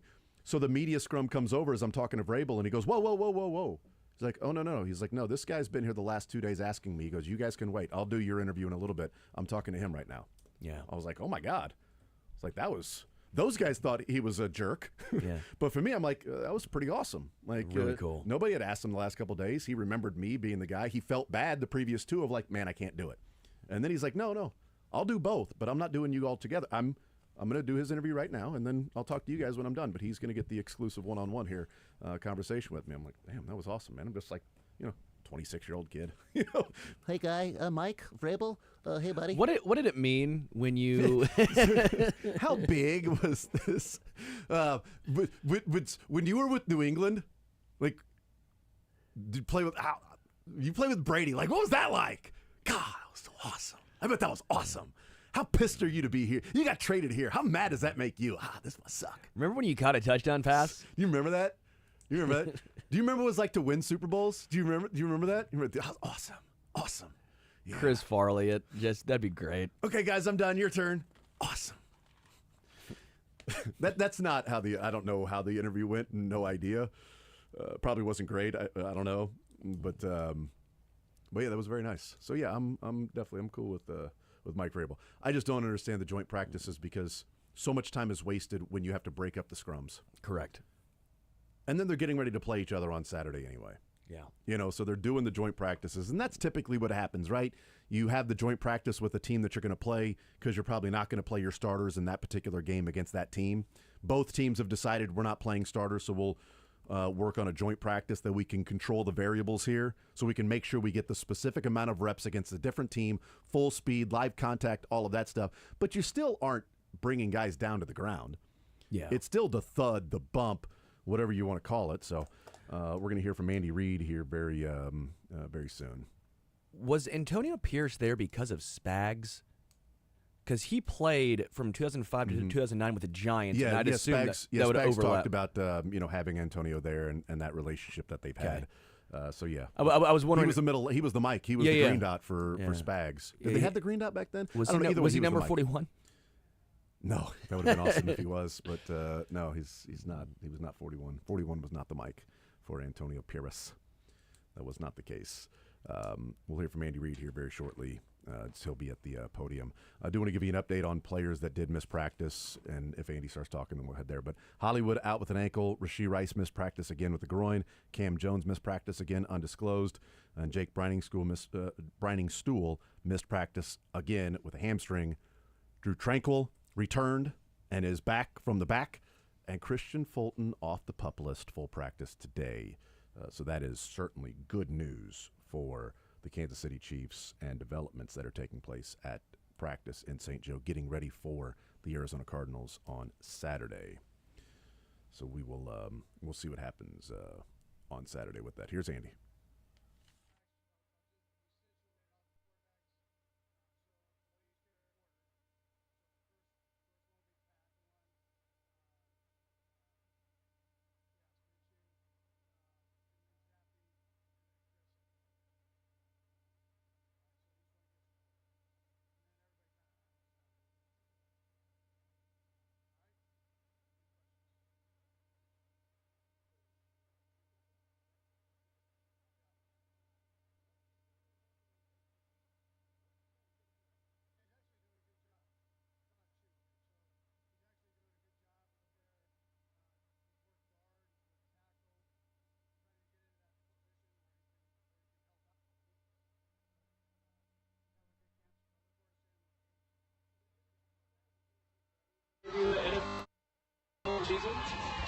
Yeah, for sure, yeah, for sure. This will be a big camp for him as we go. Just considering when they miss a bunch, is there any consideration of leaving the day a little longer than they need in the previous years? Yeah, we'll see. We'll see how it goes. I'll put that out here, but probably not more than a quarter. So, Andy, not that these games don't matter for everybody, really for rookies and having relationships in the NFL. Yeah, so it's important that they get in. Now they're in front of some bright lights, and it takes it up one more notch. Not quite the season, but you're still in front of a big crowd and against another team. So your adrenaline level gets pushed to another level, and let's see how we do. Would you consider Rasheed Rice's groin issues minor and should be back? Yeah, it seems to be, but gotta be cautious with that thing. Did you invite Holmes? I did, yeah. He was in town, so. Yeah, listen. It's great. It's great to have him. I've watched him grow up, and he's a dad now. His son's with the 49ers, doing a nice job, and he's got a daughter that's a heck of a volleyball player, and just watching people grow, I think is a great position that I'm in to see that, and he's got a good heart. He's got a good heart. Yeah. Coach, the ESPN documentary series starts coming out next week. What was kind of getting in depth like that is a little bit different, at least a different side of you. What kind of went into the decision to do that, take part in that last season? Well, our owner asked me to do it. So, I mean, it's not really my deal, but that's, he's my boss. And so I jumped in on it. And if I'm going in, I'm going in. So I normally go all in. Was there any point where it was intrusive or you felt like, gosh, I wish we weren't doing this? No, I thought the people handled it. I thought they really did a good job of not being a distraction. I worry about that. And one reason I don't like doing those things. But I thought they actually really handled themselves well, where I wasn't having to tell people, get back, get out of here, do that. That's not what it was. And so my hat goes off to them for handling it that way. Coach Reed, Coach Reed, when evaluating the ones in the preseason game, what do you need to see to know that, all right, they're good? Well, you'd like to do well, but I know we have other preseason games, so really your question, if I'm going to be truthful about it. So go out and do the best you can. I'm going to keep the numbers down, so the first game, and then we'll see about the second game. And just a thought on practice today, it seems to go a little longer than a final practice before games. Is there a specific reason it's going longer? Yeah, we don't, listen, I've told you before, we don't spend a ton of time on the game part of it. We try to get our work done in here. I think that's most important right now. We'll give them some stuff this afternoon and talk about it. And they get a walkthrough tomorrow, with the mock game. So, but we're not spending a ton of time on it. And I imagine they're doing the same thing. So, but it's always good to go against somebody else and have a little competition that way. Okay, thanks, Coach. Okay, thank you. All right, there's Andy Reid. We'll hear from Patrick Mahomes. Rashee Rice, the groin. He said minor, precautionary. And the funny part about the documentary coming out, how'd you take place and get involved with that? Our owner asked me to do it. He's my boss. So I jumped in, and if I'm going to jump in, I'm going to be all in. So that's why I was a part of it. Company man, Andy That's Reid. Exactly right. That guy signs the check, and he said, "Do it." So I'm going to do it. It's great advice for the people out there, for kids starting in their careers. Does the boss want you to do it? Yeah. Okay. Even if you're Andy Reid. Then go ahead and do it. Andy Reid makes a lot of money per year, millions and millions. When you were researching him, thinking about him, I told Veach when I watched him that he was really good. I think that was the biggest thing. I mean, obviously, the health stuff and stuff like that, I can't be there for those medical stuff and everything like that. But when you watch him on tape, I mean, you realize how talented he was, how strong he was, the way he was able to move, and so good for us that we were able to get him and that he's gotten here and he's been healthy so far. And so he's done a great job, man. I mean, he's gotten better and better. He's learning. And obviously, he's had some highlights and made some big plays, but it's about getting better and better, and he's continuing to do that. It is camp, but do you feel like Noah Gray's maybe taking another step? Yeah, I think you saw that last year, and I think he's just carrying that momentum into this season. He makes plays. I mean, he's not like the guy that's gonna go out and like be vocalized about it or kind of show off or showboat or anything like that. He just goes out there and he does his job to the best of his ability, and whenever he gets the opportunity, he makes the play happen. And so, as a guy that I trust a lot, he's learned a ton from Trav. And I think he's going to be a guy that's going to be a vital part of our offense as we continue to push the game even forward. Squeeze a lot of passing during this game. Is that because it's training camp, you're experimenting with stuff? Do you want to do more of that? No, we definitely want to push the ball down the field and push the ball into tighter windows this year. I mean, we got the guys that can make the contested catches. I think y'all seen that out here. And the guys we told them we're going to give them a chance, and they got to prove to us that they can make those plays, and they're proving that. And so Coach Reid has been adamant about pushing the ball and trying to make plays happen, and we've been having success with it, and the goal is to keep that going throughout the regular season. Even with those tighter windows, is it require mentality for you to not maybe see a wide opening? I mean, through that capacity, like one, yeah. It didn't look open at all. He still catches it. Is it require an adjustment for you mentally there? I mean, that's how I've always played. I mean, this last few years, I would say was abnormal of not pushing the ball down the field, not being an attacking mindset. And so we're trying to get back to that. And so giving guys chances to make plays. We got the receivers. We got the offensive line blocking. let's give the guys chances to make plays down the field, and if it's one-on-one, we think our guys are going to win. How much what you experienced last year with the amount of hits, the amount of injuries, how much did that sort of affect your ability to sort of maybe push it a little bit more than you normally be accustomed to, or does that help you when you get back to being fully healthy? Yeah, I think it's you don't want it to affect you. I mean, that's the biggest thing. I mean, obviously, last year we didn't play our best offensive football, but to be a great quarterback in this league, you got to stand in there, take the hits, and make the throws. And I think you see the greats do that. And so for me, being able to get back to that mindset and trusting the offensive line, they've done a great job this camp so far, and I'm gonna trust in those guys, stand in there, and make those throws, and let guys make plays. What do you want rookies and first-year to know about their first NFL experience? Yeah, I think it's going out there and doing what they've done this camp. I mean, obviously it's going to be a bigger stage. You're going up against another team.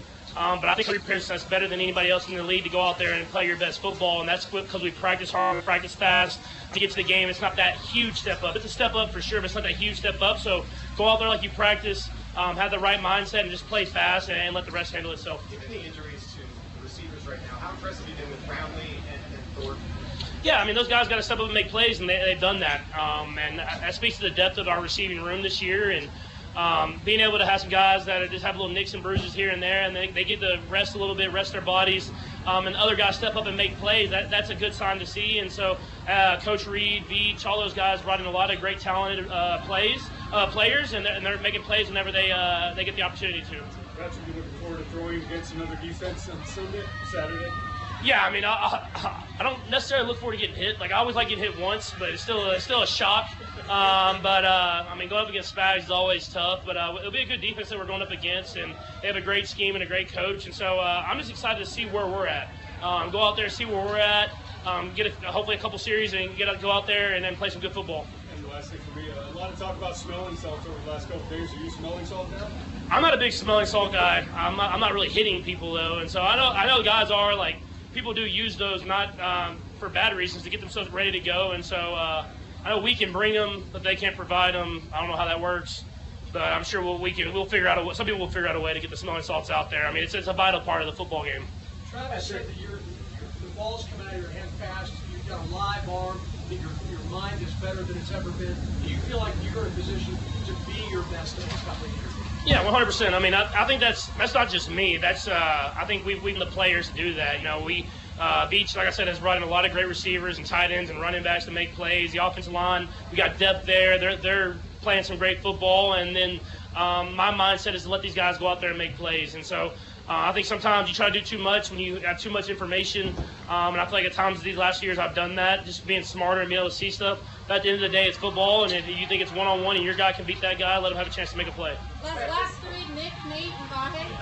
Patrick, for you, what's been your different approach this year to camp to kind of put yourself at an even higher level than you've been before? Yeah, I wanted to up my mentality. You know, sometimes you get to camp and you just want to go out there and dominate the day, but I want to dominate every single rep. You know, I want to make sure we're getting the best that we can out of every single rep that we get on the field. If that's even like we had a shift in motions period today where we're just going through the shifts in the motions, I want to make sure that we're getting set, doing those things the right way, and that carries through the entire practice. And there's no days off. You got to get better and better every day, no bad days, and I think that's been something that we've been great at this camp. Madden grading, you saw Bobby's tweet in relation to that. I know you're further along in your career, but does the Madden rating do anything to you? Or is there any reaction you have to? I mean, I like playing Madden, so I would like to be rated higher, but I got to play and showcase that stuff on the football field. And so if I believe if I go out there and play the football that I want to play, that we can get to 99 pretty quickly. Patrick, the people that made the Kingdom documentary described you as a partner in that. I wonder if you could describe what that means, and have you seen it yet?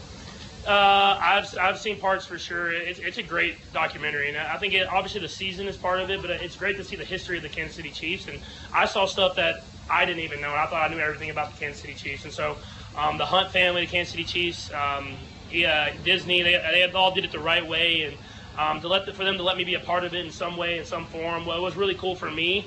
But I got to do that after the season. So now we're back to football. But it is cool to see stuff like that done because I've loved those documentaries my whole entire life. And so seeing how the bread is buttered, it was really cool. So did you have like some editorial say? Have you been working on the cutting room floor? I mean, I do stuff here and there, but like I'm very low on the totem pole. I mean, it's more of like, hey, let's just keep this code word out of there so I can use it this next year and stuff like that. Nothing too crazy as far as those people are amazing at their job, so I'm gonna let them handle that. Thank you. Yeah. Thank you. Yeah, the editorial license there at the end of, we're not going to include this. This is a word that we're using that we don't want to get out there in our preparation or our audibles and checks and things like that. So there's Patrick Mahomes. An improved camp he was asked about because Travis Kelce yesterday talking about his live arm and his mind and everything in this camp, and he said, I wanted to up my mentality, not just dominate the day. I wanted to dominate every single rep, no matter the rep, and not waste any time being out there. So here is Chris Rowland-Wallace. Just like familiar faces, just getting the understanding of what's going on. I'll probably say that's the difference. But yeah. How long do you feel like it took you to really pick up Spags and Merritt's defense and kind of what they ask you to do out there? Every day is like a learning curve, so I just kind of attack the day. So yeah. How much you rely on Trent when it comes to learning nickel?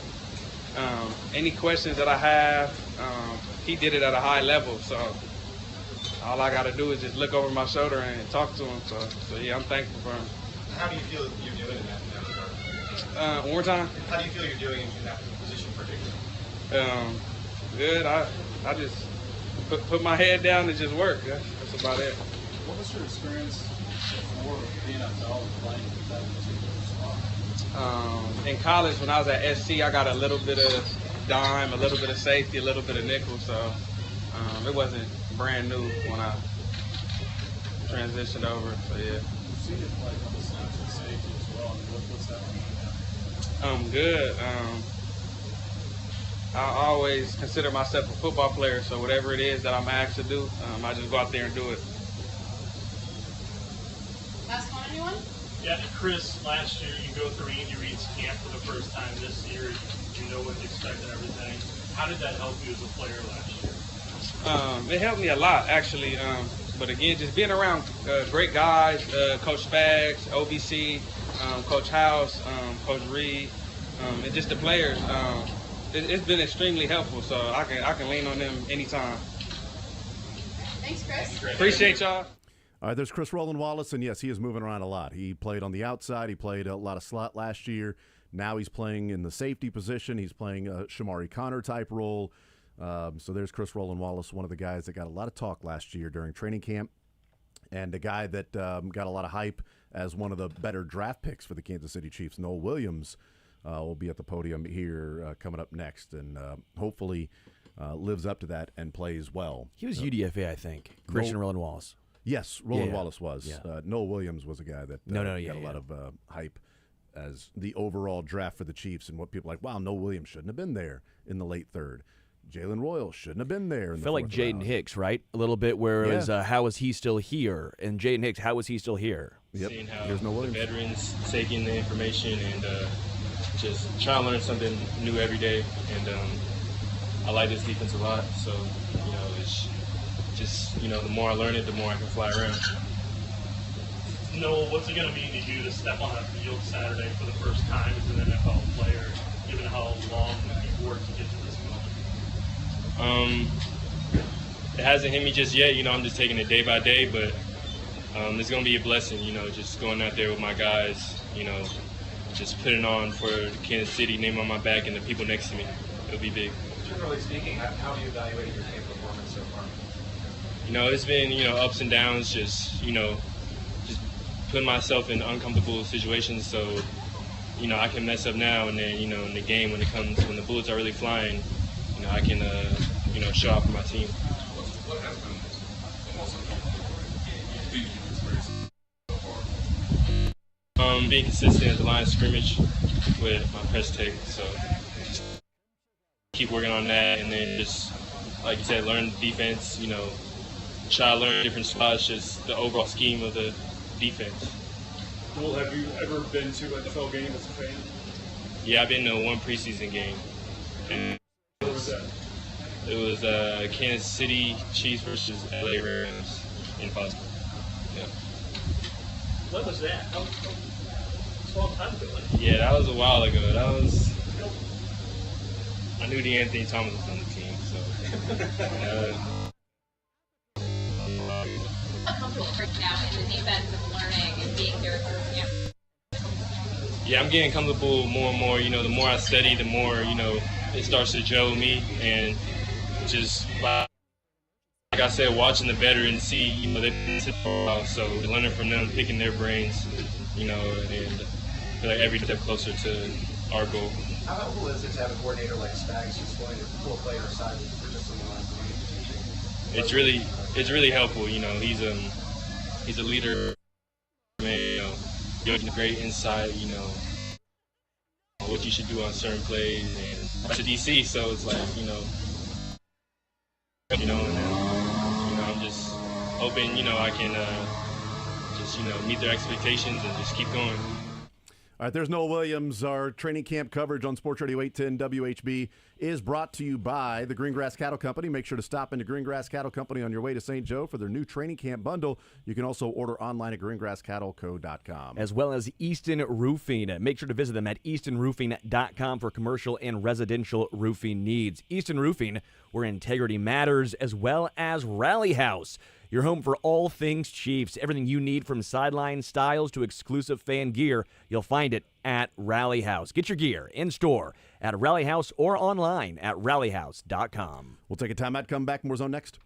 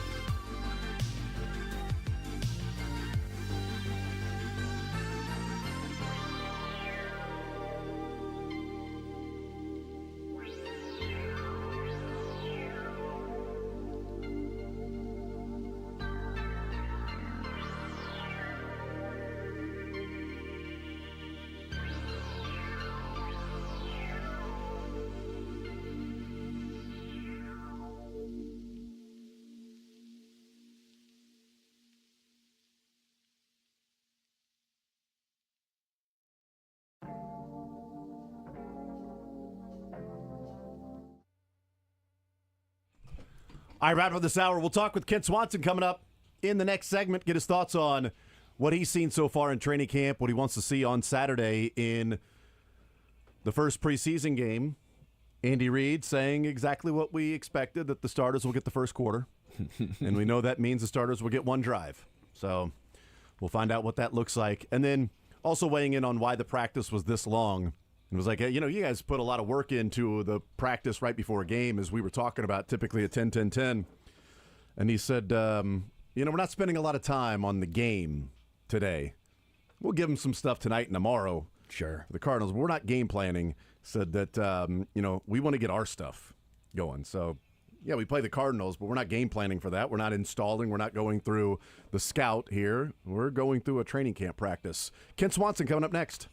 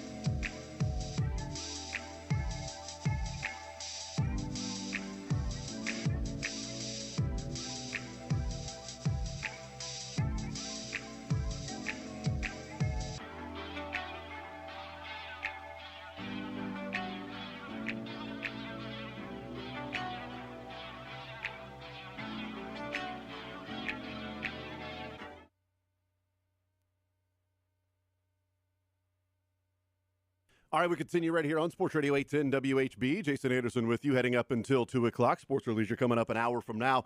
Let's talk some Kansas City Chiefs football. And joining us now, KC Sports Network, KC Laboratory Podcast, Kent Swanson here in the zone. Kent, what's up, brother? How are you, sir? Oh, Jason, I'm doing tremendous. Looking forward to some Chiefs football here at the end of the week. I mean, things can't be better, man. Yeah, it is a game week, so we got a depth chart that we can talk a little bit about, and we certainly can talk about what Saturday will bring. Let's start there. Just a general open-ended question, but what are you watching for on Saturday? What's Kent Swanson going to be looking for when the Chiefs and Cardinals take on each other? Yeah, I get really nerdy with some of this stuff, right? Like, I'm very closely paying attention to the first team special teams, like who's getting on there. Are some of the fringe guys getting on there? Like, that's one of the things I pay attention to the most. So, paying attention to a Tyquan Thornton and seeing where he sits in the special teams rotations, little things like that, just to try to get glimpses of, like, maybe where some of these competitions are heading. Like, that's one of the first things I look at. And then obviously just kind of seeing some of the new faces and seeing where they wind up getting some playing time. Are they first teamers? Where are they rotating? Players like Omar Norman Lott sneaking into the first possession of the game. Things like that. Those are things I like to pay attention to the most.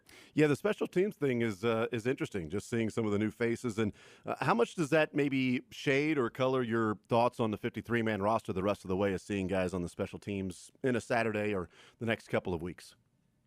Oh, it absolutely is something that I think is an indicator of where some of these competitions are going or where the consideration is happening, right? So I think it's definitely worth paying attention to when you see if a Tyquan Thornton is getting some of those, first team gunner reps, making sure like, hey, let's see where Jeffrey Boss is at. Is he in good standing here on the special teams? Are they really leaning on him heavily?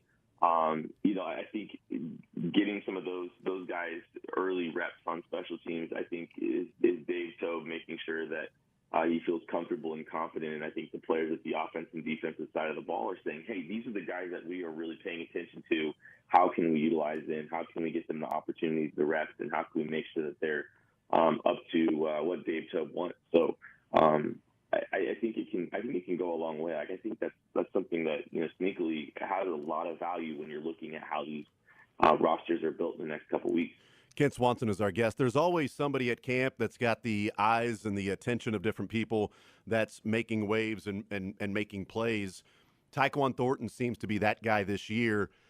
There's some that think, man, he's already on the roster. And some that are like, well, let's see game time, because we've also watched Tyquan Thornton have some preseasons before and have some good camps, and that hasn't necessarily translated to in games. He hasn't had Andy Reid and Patrick Mahomes before, so that's certainly a difference.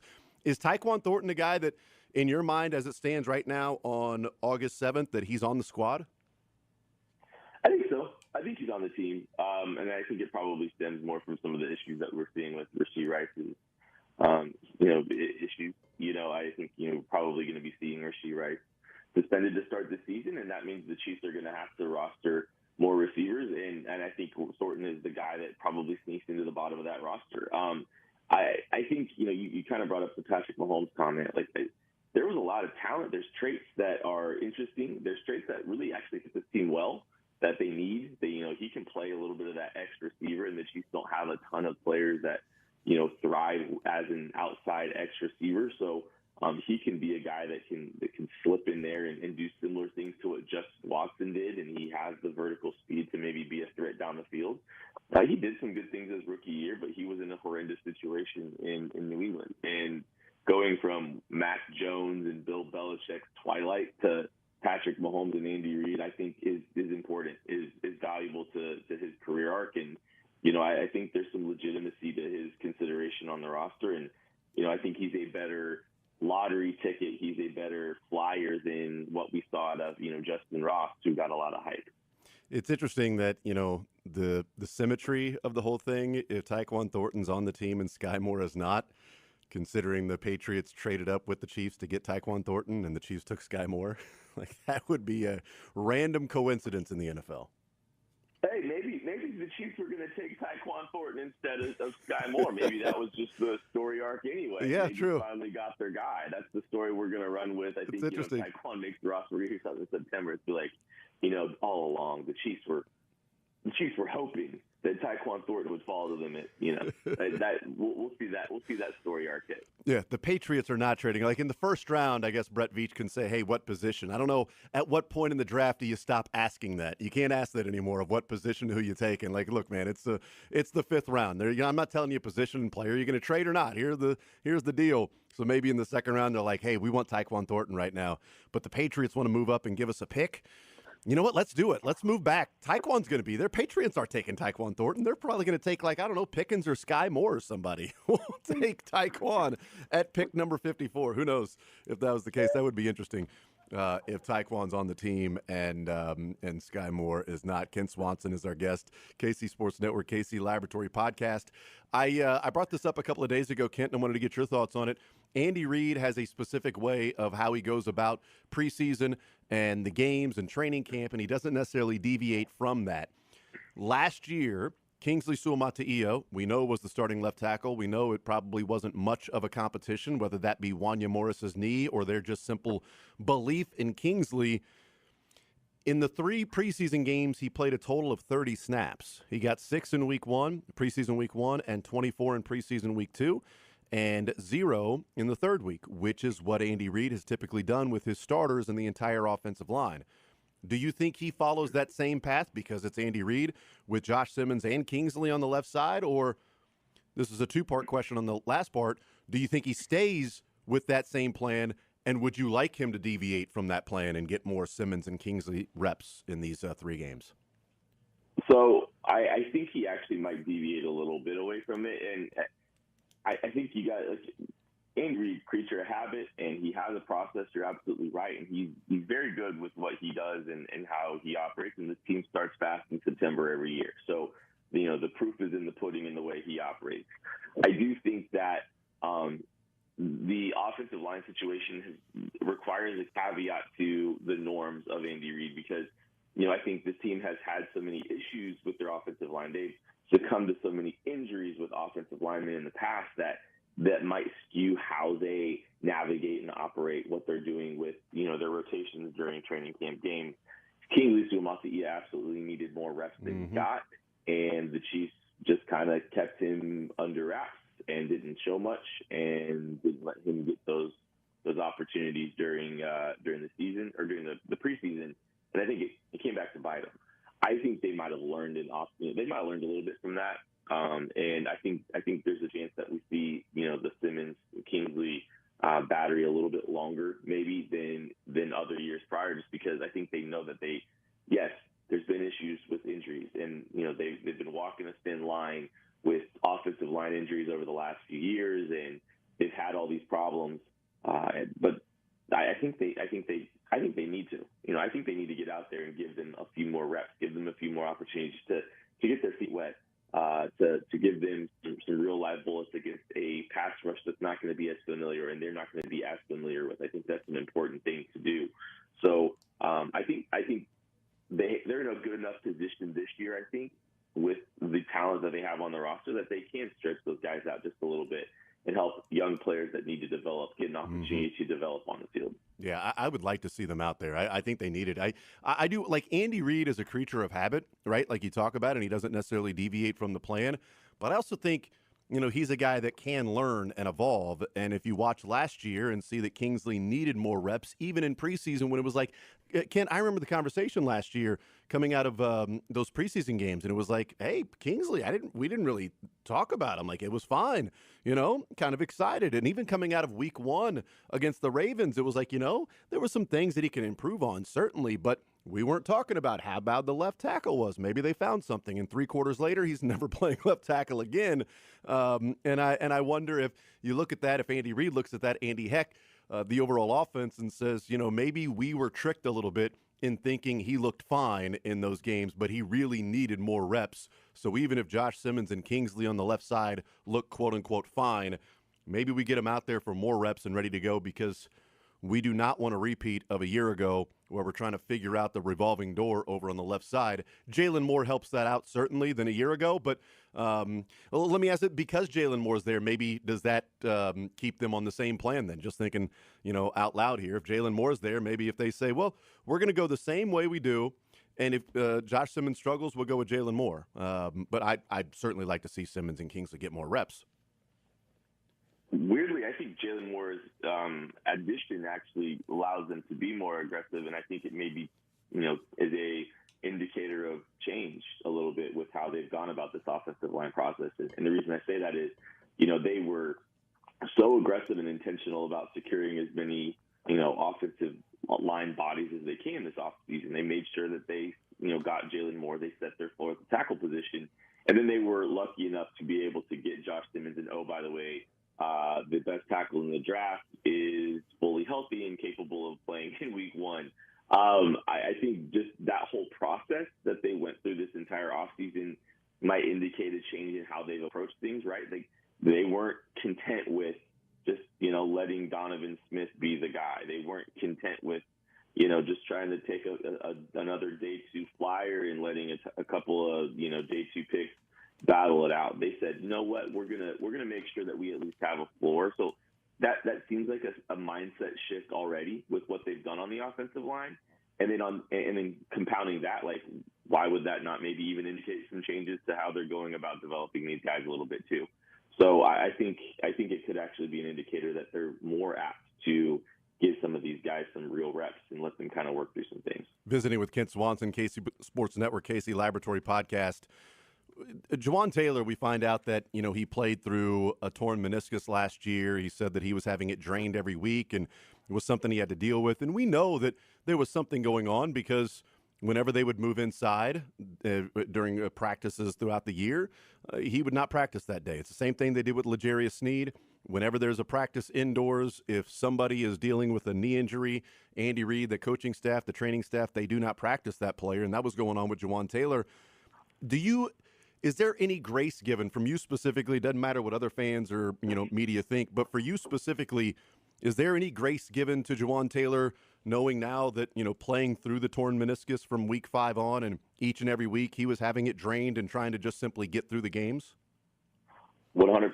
And I tend to say I think the hate on Jawaan Taylor has gone too far. I don't think he is. I don't know if he's worth $27 million a year as a tackle, but I think he's a completely fine league average to slightly above league average right tackle. I think he's a very capable player. The penalties are what is going to get people, fired up about him, and I understand that. And shout out Chris Collinsworth for just making Jawaan Taylor's life miserable over the last 2 years and just setting. This guy, I mean, come on, he's lining up in the backfield. Just making him a marked man. Come on. But I think Jawaan Taylor, go back and watch the Super Bowl. I think he might have been the best offensive lineman in that game for the Chiefs. He held his end of the bargain a lot better than some of the other offensive line counterparts did. There's definitely some things that can be frustrating about, his pass sets, the depth of his pass sets, and how it meshes well with the rest of the offensive line. But for the most part, I think Jawaan Taylor still is a net positive. And shout out to him for pushing through and battling, because this team desperately needed him to navigate that injury and continue to play, because if they didn't have him, I don't know where that train stopped for the Chiefs last year. Yeah. Ken Swanson is our guest, KC Sports Network, KC Laboratory Podcast. The depth chart that came out as we get ready for preseason game number 1 with the Cardinals, one of the things that people had noticed was Ashton Gelati was ahead on the depth chart of FAU. Did that stand out to you, and any other things there on the depth chart that maybe were a little more in bold than others? So I think the Ashton Gelati Felix commentary is at least a little bit fascinating. I don't put too much credence into that depth chart, just because the joke is there's an intern making it, right? Yeah. Brad G's up there coming up with the depth chart. There's a little bit of you don't know how much you want to trust the depth chart like that, but I think if you're looking at reps, you're looking at opportunities. I think Ashton Gelati's definitely good news, inserted himself well into this defense, and the early returns on him seem to be positive. He's done some very good things in some of the clips that I've seen out at training camp. And then Felix Anudike-Uzomah it's been quiet again, and that's not something you want to see for a third-year player who was a developmental player as it was, but that doesn't seem like the development's happened quite as much as you'd like, right? So I don't know if I put too much credence in it, but I think it is a little bit telling of the direction that I think that these two players are heading. And I could see Ashton Gillotte, playing a bigger role than Felix Anudike-Uzomah in 2025. That wouldn't surprise me. It's a massive year for Felix. This is kind of a deciding year for Felix. Not to say that he wouldn't be on the roster next year if things don't go well.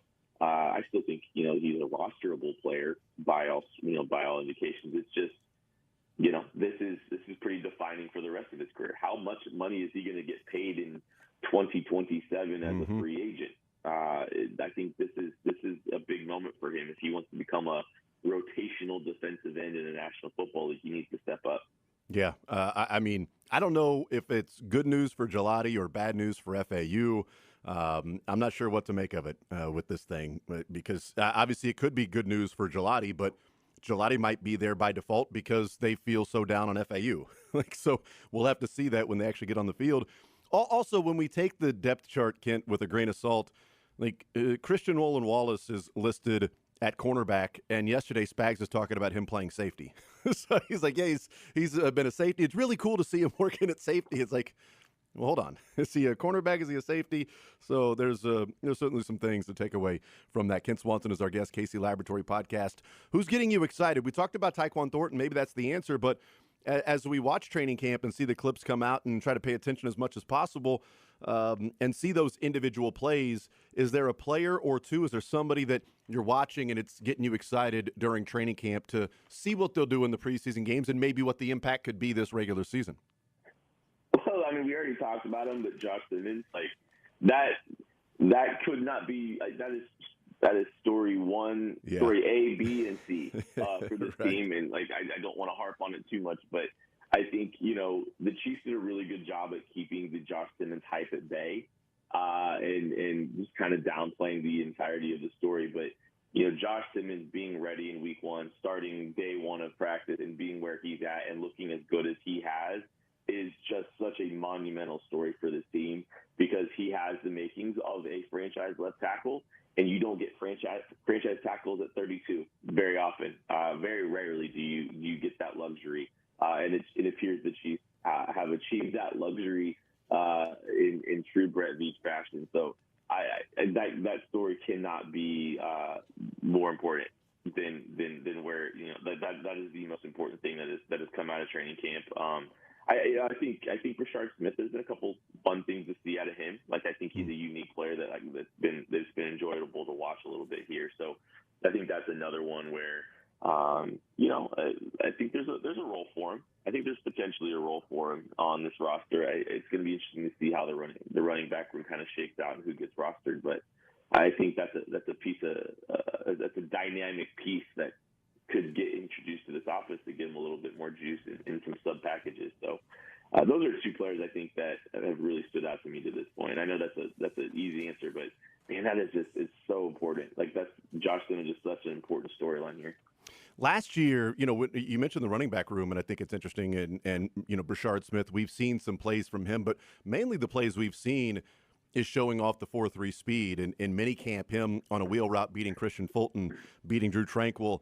The clip that came out yesterday, and poor Jack Cochran, there's nothing he can do when he's 15 yards down the field and the entire field is open, and you've got to guard one-on-one with a guy with a 4.3 speed who can break out, break in, and then he just takes off, and you've got to turn your hips and run.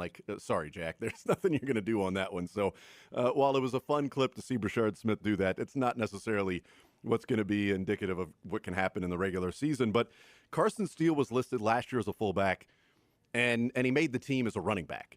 He's listed this year as a fullback, and I wonder, Kent, if he makes the team, is it going to have to be specifically he's going to have to be a fullback if he's going to be on this team on the 53-man roster to head to Brazil?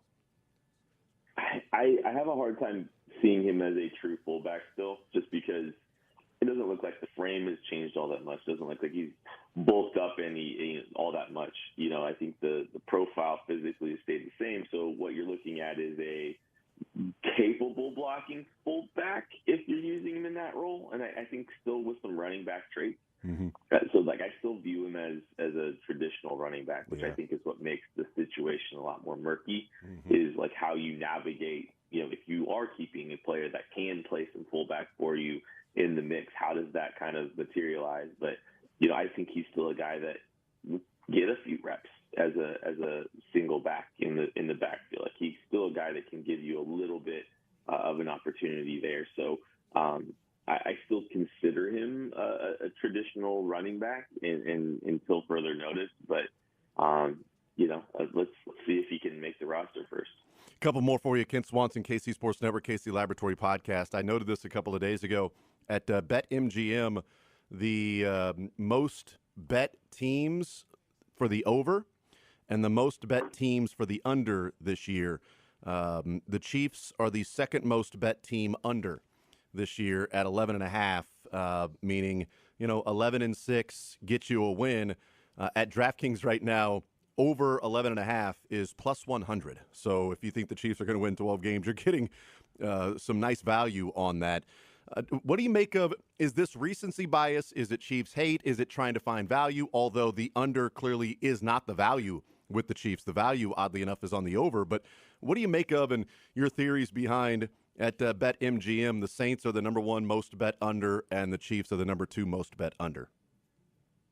Well, the Saints makes sense. Right. 5.5 for the Saints. It's like, how are they getting to 6 games? I think it's Chiefs fatigue. The Chiefs did not make a ton of big splashy moves when it comes to free agency.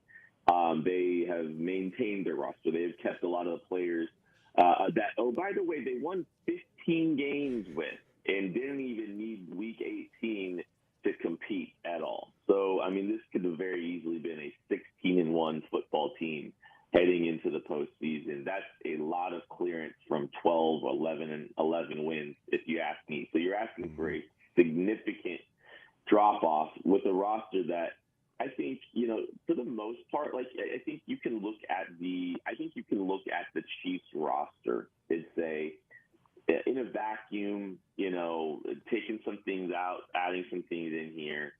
I think regardless of injuries, if you take injuries out of the mix, I think you feel pretty good about the Chiefs roster. I think the offensive line as a whole, as a unit, will be better, and that's a big win for this team.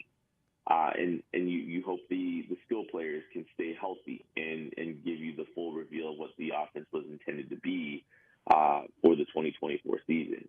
That's all coming from a 15-win football team. I think it's crazy to be underestimating the Chiefs with an 11.5 total. I know the schedule is a little bit tricky. I mean, the schedule's challenging, but try to find six losses on that roster or on that schedule. Mm-hmm. I think you're going to have a hard time doing it. I think it's more fatigue and just it's the same names over and over again. But man, 16 or 15 wins in 16 games down to 11 just seems too big of a drop-off to me. I think people have been buying into the narrative of, well, there's clearly a regression because they won all of those one-score games without seeing how many of those one-score games were comebacks by the other team. The Raiders on the road, it was a one-score game. Yeah, they needed a touchdown, an onside kick, and a touchdown to tie it. Well, yeah, but they won by 7. It was a one-score game. Right. The Ravens, look, it was a toe away from winning. Yeah, they were also up double digits, the Chiefs were in the fourth quarter. The Ravens were put in that position because they were trailing the entire game. Like, I think there's a little bit of that. Carolina making the crazy comment. Chiefs had to kick a field goal to beat the Panthers. Right. They took the foot off the gas in the middle of the fourth quarter when they were up 2 scores. Like, I think there's an element of sort of forgetting how those one-score games took place and just viewing they won all those one-score games. That's not going to continue. They're going to come back to the pack, and that's going to be more 500, and maybe it will be, or maybe they'll just keep winning games where we know Andy Reid, that they get a lead, and he sort of was like, all right, well, let's go ahead and shut things down in the playbook and save this over here and that over there, and oh, wait, now we got to turn it on again. Let's run these things out. Kent Swanson, KC Sports Network, KC Laboratory Podcast. Last one for you. Jordan Addison got 3 games. I looked back at the DUI arrests for the NFL and the CBA before 2023. It was just a standard 2 games, getting arrested for DUI. Since 2023, 3 games, 3 games, 3 games, 3 games. Jordan Addison got 3 games. His speeding ticket a couple of years ago was not factored in, apparently. It was just the DUI arrest, and he got the 3 games. Does that impact factor at all? Because that was strictly by the book, and there is nothing in the CBA of conduct detrimental that's specifically about, 2 felonies and collision causing bodily harm and leaving the scene of a crime and all of that stuff. There's nothing specific written. What do you make of how this thing may come down with Rashee Rice with Jordan Addison's 3 games? Weirdly feels like I know there wasn't necessarily substances associated with the Rashee Rice issue, but it does feel like the profile of the profile of it and the arbitrary ability of the league to set examples, set tones. I still think Rashee Rice gets more than that. There was, just because of the story surrounding it, the nature of it, I still think Rashee gets more. And I don't know if there's a correlation necessarily between the DUI issue from Addison and Rice. My guess is it's still over 3. I think it's probably 4, 5, 6 would be my guess. Yeah.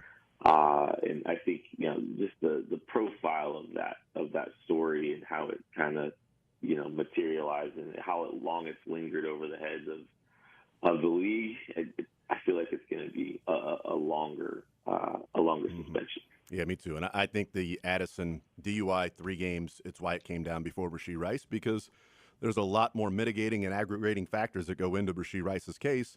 And my theory is not only are they trying to figure out what the right number of games are going to be for Rashee Rice, I think they're also working behind the scenes, in my theory, with Rashee Rice and the Chiefs to come up with a number that everybody agrees on so there is no appeal. So that this is the suspension, we get it done, we announce it, it's done, instead of, hey, we're going to suspend you 8 games and you're going to appeal and it's come down to 6. All right, no appeal, 6 games, are we good with that? Or we can give you 8 and you can appeal to 6. What do you want to do here?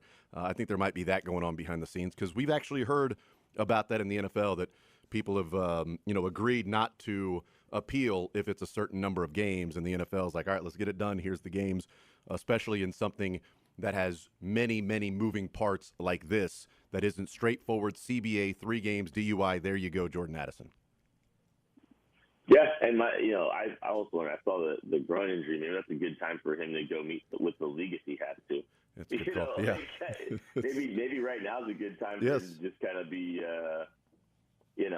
out, meeting with the league a little bit. I don't know. Maybe he could serve a couple days in jail while he's not practicing. Not practicing again today. Just go check yourself in a couple days. I'm out tomorrow. Let's just go get this thing done. Now I'm down to 28 days. He just slowly ticking those things off. C-League, I am so contrite. I'm trying to knock this thing out soon, even during training camp. Kent Swanson, KC Sports Network, KC Laboratory Podcast. Kent, you're the man. Appreciate it as always, brother. We will talk in a couple of weeks, getting ready for preseason game number 2. Thank you, man. Always a pleasure, Jason. All right, Kent Swanson, KC Sports Network, KC Laboratory Podcast. We get set for preseason game number 1 for a number of teams around the league tonight. 3 games coming up tonight in the NFL, and then the Chiefs and Cardinals coming up on Saturday. And, we weighed in on what I think it means for Rashee Rice with the Jordan Addison deal. We'll find out eventually, I think, but he's not practicing yet again today. We'll take a timeout. We'll come back, continue rolling 1 o'clock. We've got sports or leisure, more zone. We roll next here on Sports Radio 810 WHB.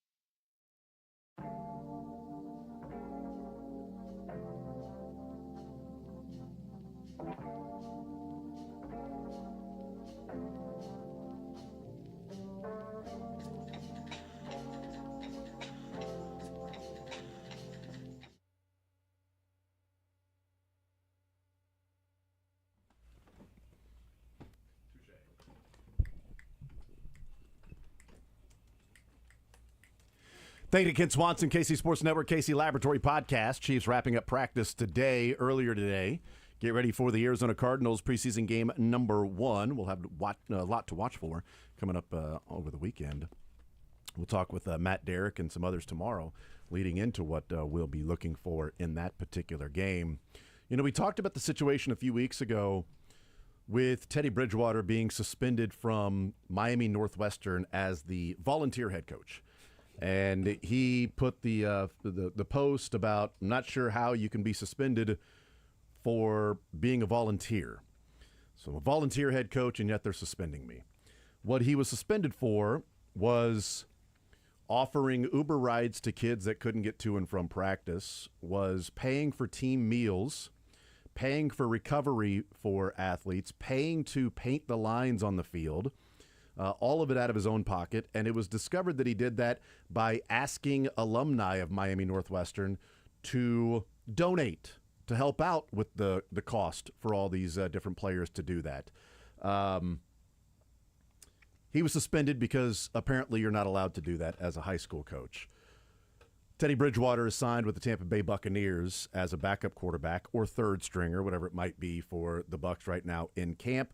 He had a press conference yesterday. He was asked about the suspension, what he thought of it, what happened, his takeaway from that. Here's Teddy Bridgewater weighing in on that whole situation. You know, I'm a father first before anything, and when I decided to coach, you know, those players became my sons, and I wanted to make sure that I just protect them in the best way that I can, and you know, I think that's what came about. You know, Miami Northwestern is in a tough neighborhood, and you know, sometimes things can happen when kids are walking home and different things like that. So I just tried to protect them, you know, give them, you know, a ride home instead of them having to take those dangerous walks.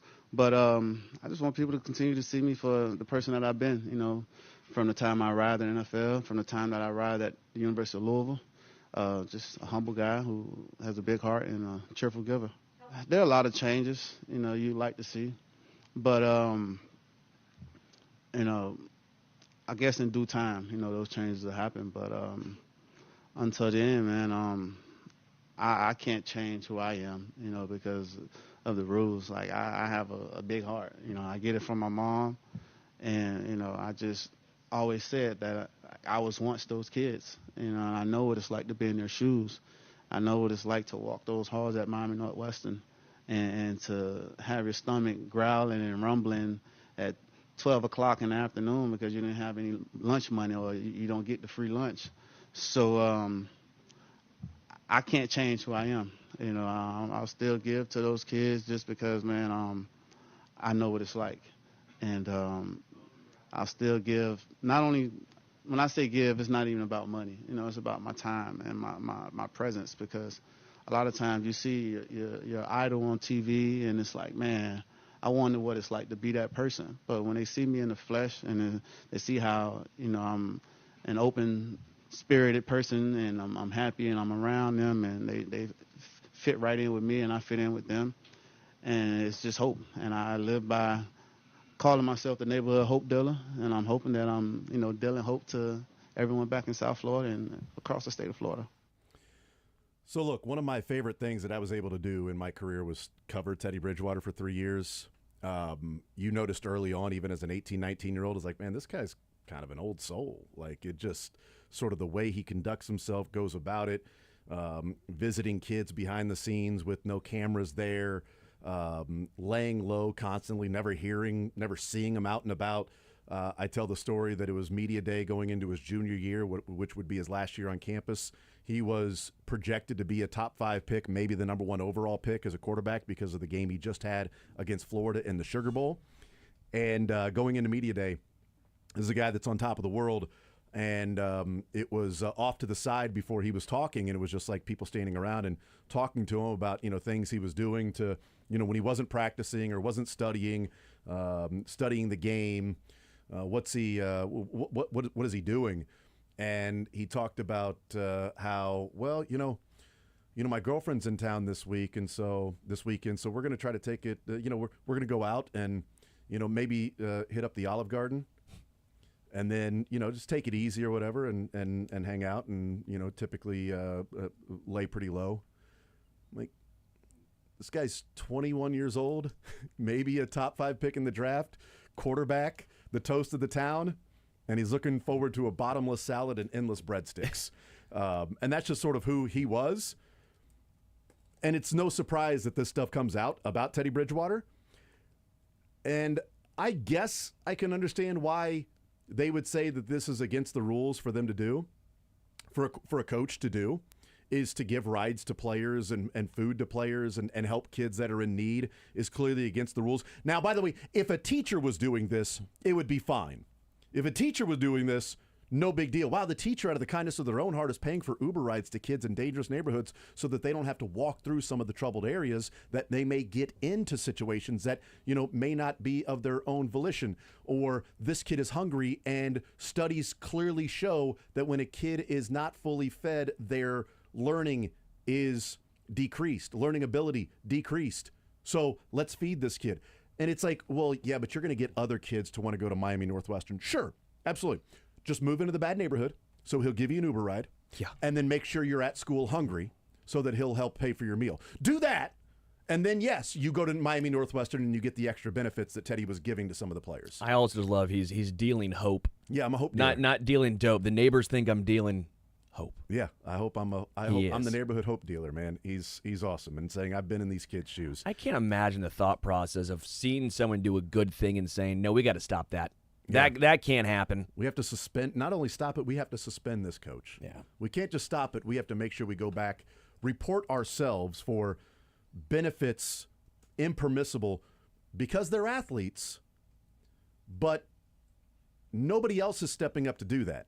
Yeah. And I saw a number of people, weighing in and was like, well, if you just go through the proper channels, then, he wouldn't have gotten in trouble. Oh, really? So the proper channels that have these kids in the situation that they're in. Yeah. Those proper channels? Yeah. No. Teddy, don't pay out of your own pocket right now. Go through the red tape first. Make sure you get around the bureaucracy and the red tape and everything else so that then the kids can maybe get that ride home or get some food. Just do that. He's doing it direct without trying to go through someone else who's going to get paid money and skim some off the top for doing the...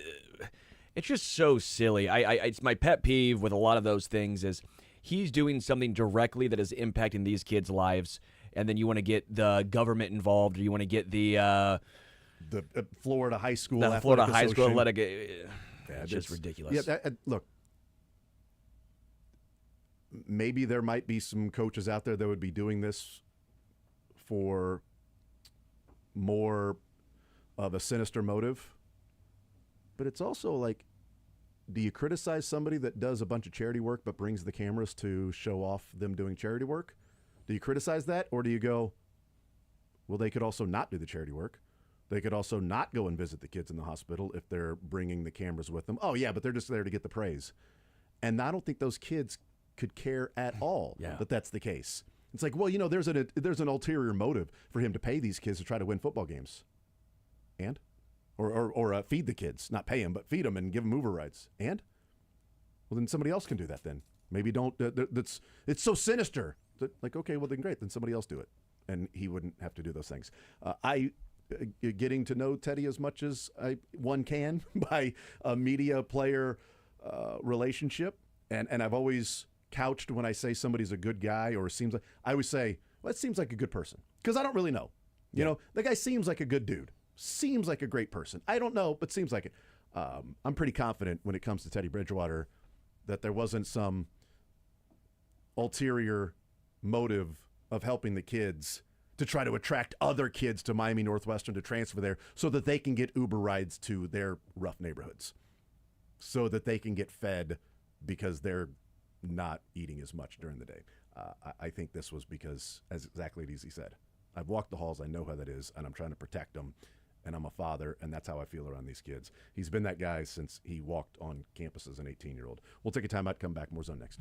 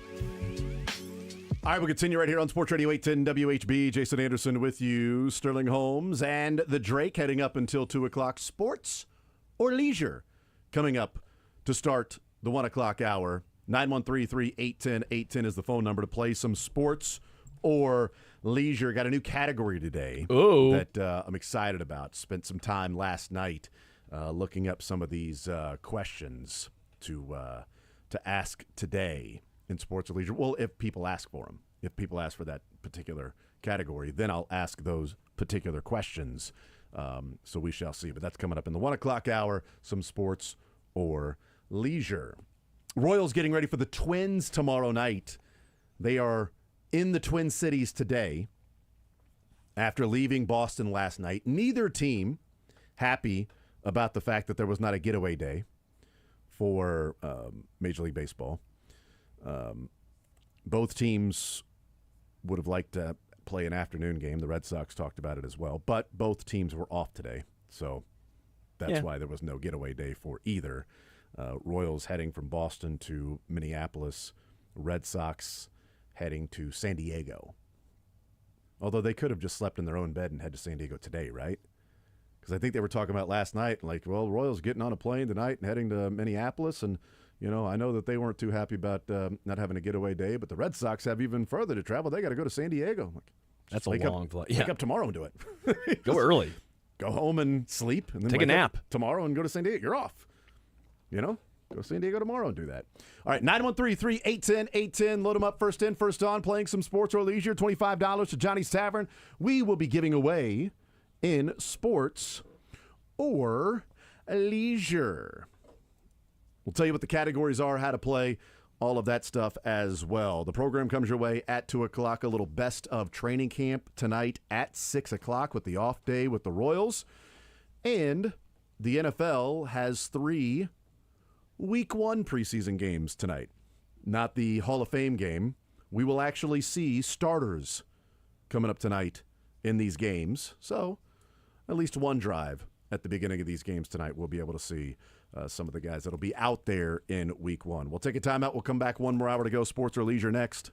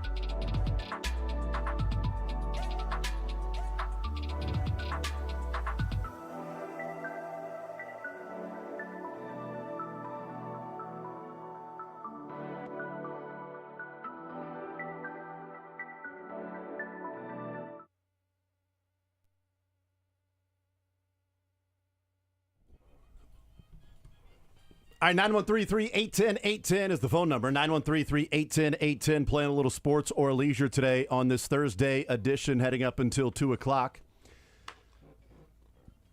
It's presented by Johnny's Tavern. $25 to Johnny's Tavern we give away when we play sports or leisure. Here's how you play. You get a sports question, you get a leisure question. You get them both right, you win. Either of them wrong, you lose. But the question is out there available for someone to call in and request if they know the answer to it.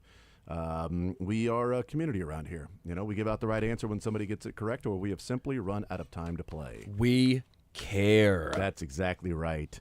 You had a what's that? Sterling? Yeah, I was looking up something that I found very fascinating. It is ridiculous. It is absurd, and I found great. this, and I think other people This is the hour for it. Need to know it. Ridiculous and absurd. This is the hour. There's a guy who has one fewer stolen base than Fernando Tatis. There's a man who's tied with Randy Arozarena, Julio Rodriguez, one more stolen base than Bryce Turing and Michael Garcia, guys who are noted fast guys. Guy who has 3 more stolen bases than Jackson Chourio, Jarren Duran, Xavier Edwards.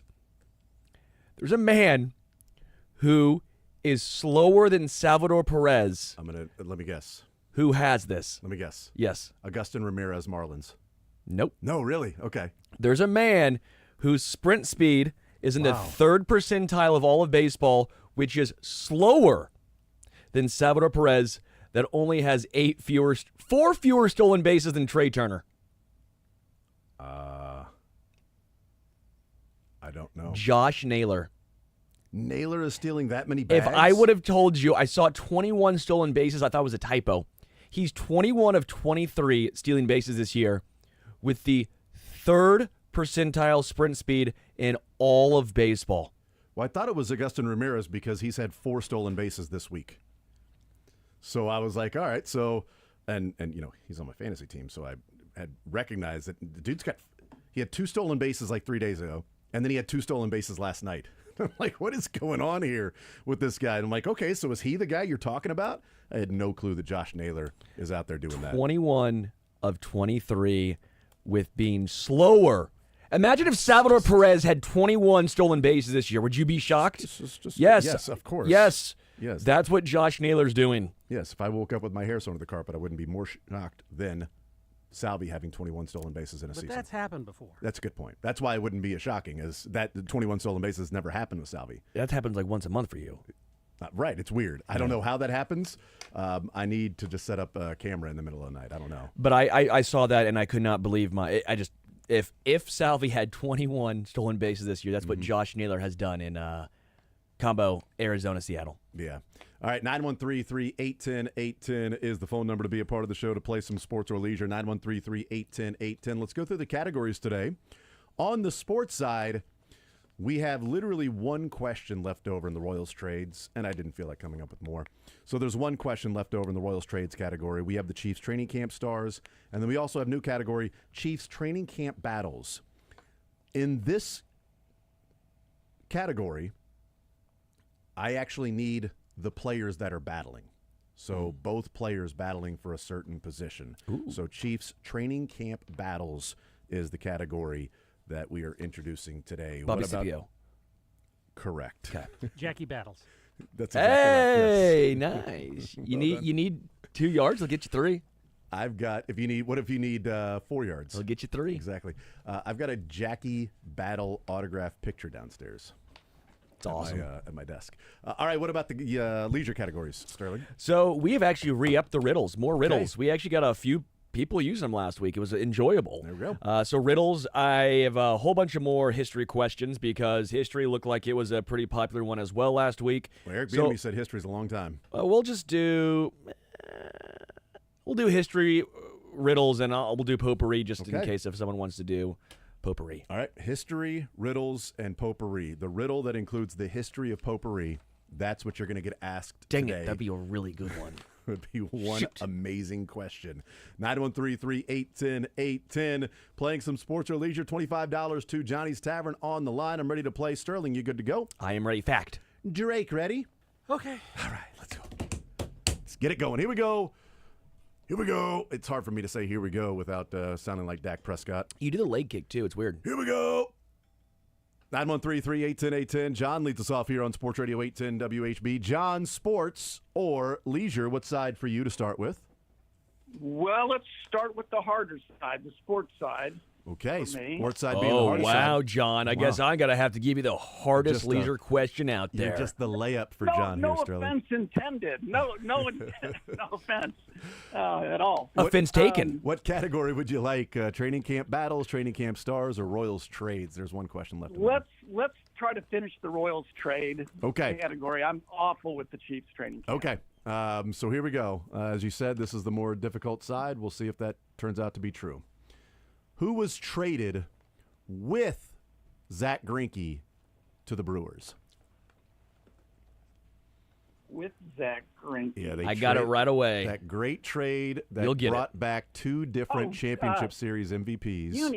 Uni. Nice job. Unieski Betancourt. Nice job. Well done. You can never forget Uni, okay? That is awesome. Did you give him a hint there when I was trying to think of the trades? Did you say something that Uni will get it right? No, I just everyone remembers Unieski Betancourt. Absolutely. Dude was a legend. Unieski Betancourt and Zach Greinke getting a couple of championship series MVPs. Use two hands to catch the pop fly, Uni. Well, there was a Little League Softball World Series. Oklahoma's playing Pennsylvania right now, and it was a pop-up to third base, and the third baseman standing under it, and the shortstop runs over and runs into her, and the ball pops out. So kind of feel like that was the third baseman's play. Not really sure. Anyway, over to leisure. History, riddles, or potpourri. Neither used two hands to catch the pop-up. All right. Give me a history question, please, Professor. History. Long time. Ooh, what country gave financial backing to Christopher Columbus to explore the New World? Oh, it's either Spain or Portugal. Yes. I think. Goodness gracious, it's going to be a total shot in the dark. Goodness gracious. See, this is the hardest side. Look at now I'm totally. Well, you were on the right track. You got Uni. Yeah, you've said it already. Yeah, he knows that it's one of the two. Yeah. It's just a coin flip as to figure out which one it is. I'd probably go with, oh, really? What? My gut says Spain, so I'm going to go Spain, and if I'm right, yeah, I'd go with Spain because I think it would pain you if you went with Portugal. It is Spain. Spain, nice job. It would Spain you if you went with Portugal. Really? Is that what it is? Yeah. Yeah, okay, great. Hollywood has an ankle sprain. All right, so, John, we're going to put you on hold and get your information. Congratulations, sir. Well done. Thank you, guys. It's just that easy. Do you want more puns with Spain involved? Can we? Are there more out there? I don't know. I'm going to Spain in my ass all show, all right? All right, Portugal. 913. Is it 913? Are we in the 913 right here? Okay, it's 913, right? Great, 913-381-0810. We talk with Avery next up on Sports or Leisure. Avery, what side do you want to start with, sports side or the leisure side? I remember when you asked me that Unieski Betancourt question last week. Did I really? Was that the question? I didn't mark it off. It was a different uni question, I think. I thought you had a secondary uni question, yeah. Well, I didn't mark it off, so maybe I just forgot. It was the same one. Great. I'm glad I didn't save that one for you. What are the other categories? It's battles, and is there a third? Yeah, so it's a Chiefs training camp battles and Chiefs training camp stars. That's what we have left on the sports side. Well, this might be a short week for me. I'll do battles. All right, Chiefs training camp battles. All right, let's go. Man, what's the...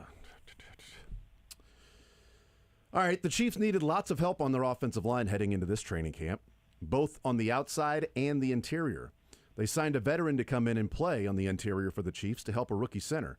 But his back injury opened the door for this rookie to earn the job and play in every single game except one over the next 4+ years. Is that Mike Webster and Grunny? It is not Mike Wait, Webster. what year did you say? I didn't say a year, because if I said a year, it might give it away. Say the question one more time. Okay. The Chiefs needed lots of help on their entire offensive line heading into this training camp, both on the outside and the interior. They signed a veteran to come in and play for the interior to help with a rookie center. Oh, yeah. Doesn't mean that they played. Yeah, I know this one, yeah. But his back injury the veteran, opened the door for this rookie to earn the job and play in every single game except one over the next 4+ years. 4+ years. Oh, you're talking about like Creed Humphrey? Nope. Wow. No, Avery. Nope. I think the question. Well, I know. I get it. I get it. They the question's probably a little bit confusing because it sounds like them. I get what you're asking. You're asking for the guard, correct? Yeah, but I didn't want to say guard. But by not saying guard, it clearly sounds like I'm saying center. Yeah. Okay. Because the guy comes in to play in the interior to help out the rookie center. Yeah. I see. Yeah. No, that makes sense. Okay, so let's do it this way then. They signed a veteran to come in and play right guard for the Chiefs to help with a rookie center. Yeah.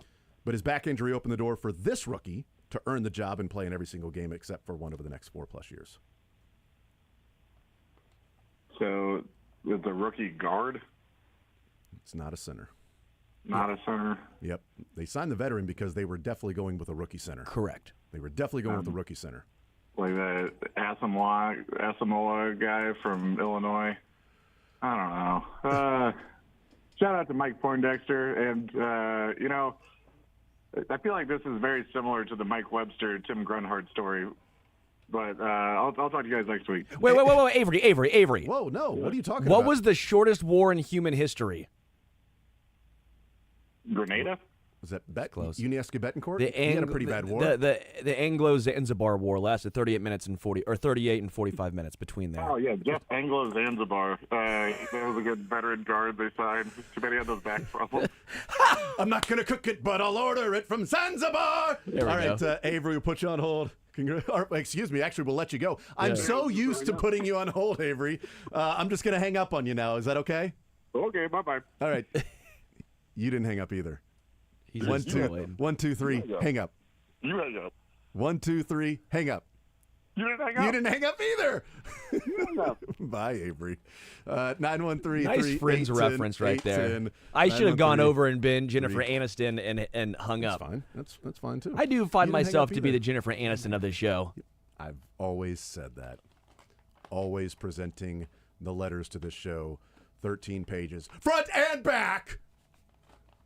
And I wear my Frankie Says Relax. Yeah. Or excuse me, I wear your Frankie Says There we Relax go. shirt. That clearly does not fit me. All right, let's go to Tim next up on Sports Radio 810 WHB. Tim, sports or leisure, what side do you want to start with? Okay, let's see. I'm tempted to take Avery's question, but golly, the guy I thought of when you said the war hint. Oh, let me preface today's visit with it is my birthday too, by the way. Happy birthday! Happy birthday, Tim. Thank you. By the way, the war thing had absolutely nothing to do with it. I just wanted to give Avery the hardest history question I could. It's not even one I'm actually giving to anyone. I was just trying to be a Was smart the ass. answer really the Boer War, though? Was it? It was the Anglo-Zanzibar War that lasted between Zanzibar! 38 and 45 minutes. Wow, I didn't even know where Zanzibar is. Maybe I should do that. Apparently it's a restaurant. Over to the history side on that.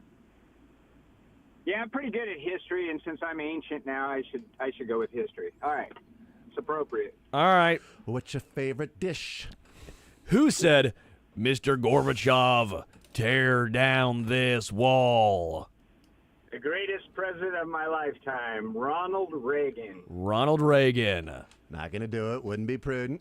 Wouldn't be prudent. Not going to do it. Oh, no, that was not Reagan. My bad. That was H. Sorry. That was What? H.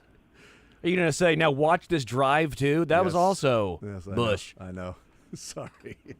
That was W, though. Was that a pretty good Reagan impersonation? I felt pretty proud of that one. That's fine. All right. So, anyway, let's go over to the sports side and just fly right past that one.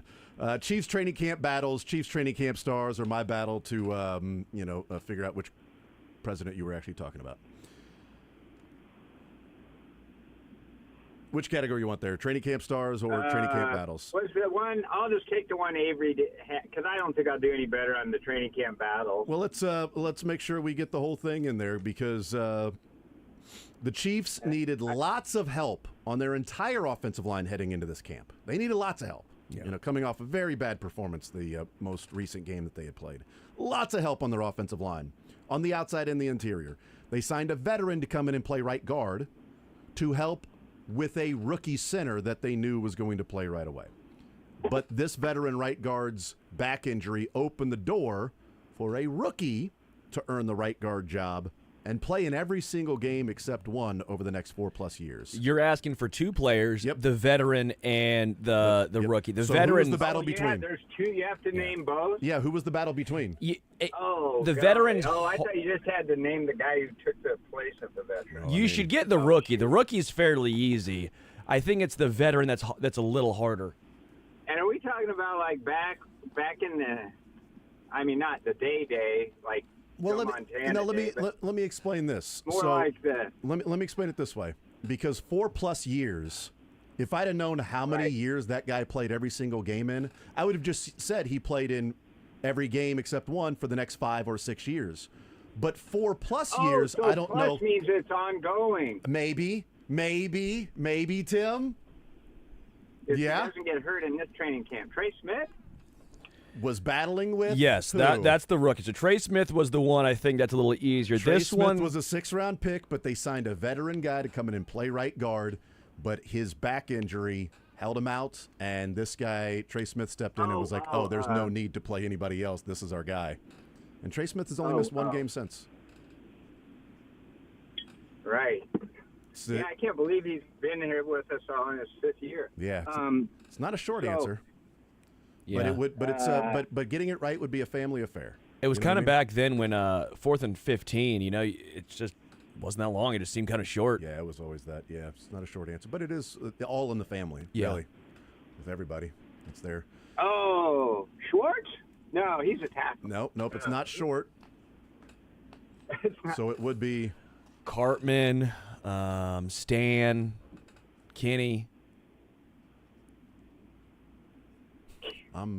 Oh my gosh, yeah. I don't think he's gonna get that. You got that one? Yeah, I was looking more. I was going more last name. Yeah, you went last name. I went.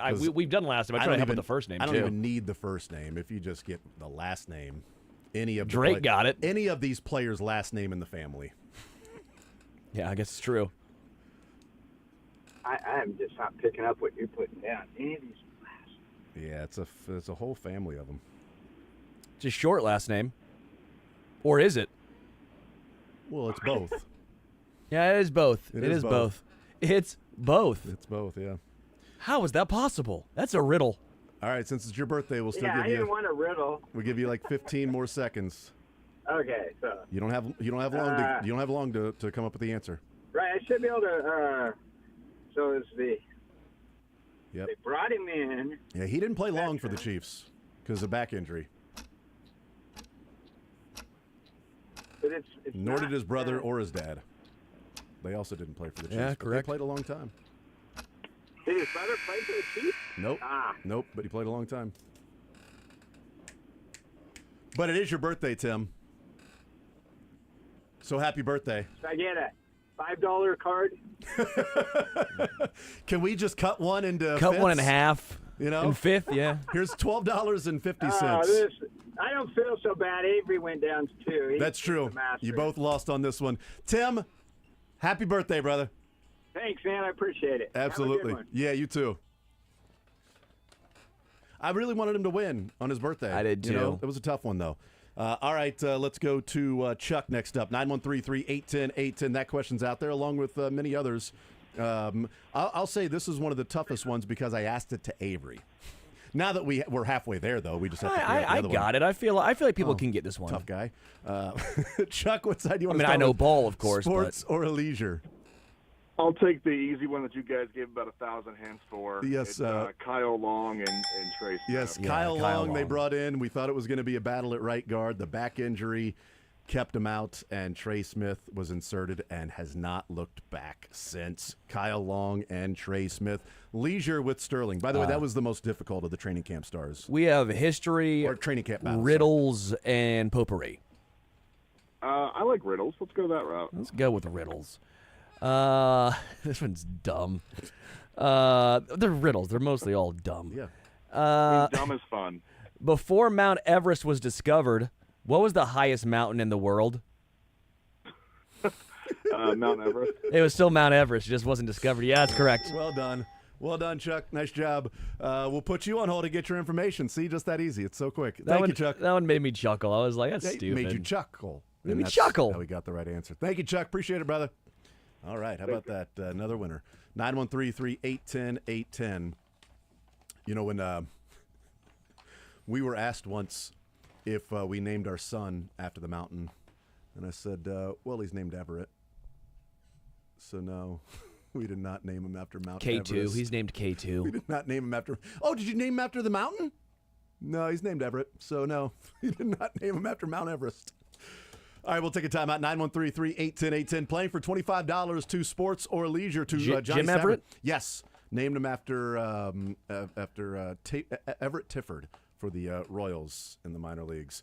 913-381-0810. He pitched, right? Everett Tifford? I think it was an outfielder.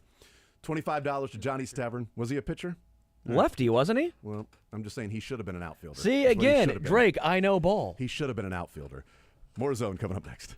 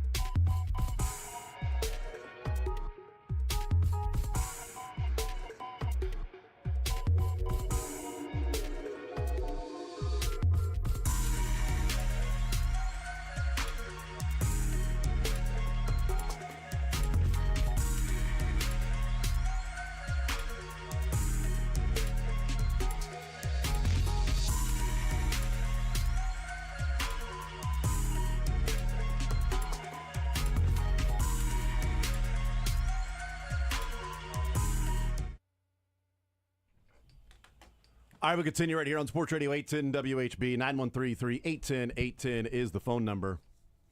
This is the time of year where you don't want to see your team's name on a headline or breaking news in training camp in football.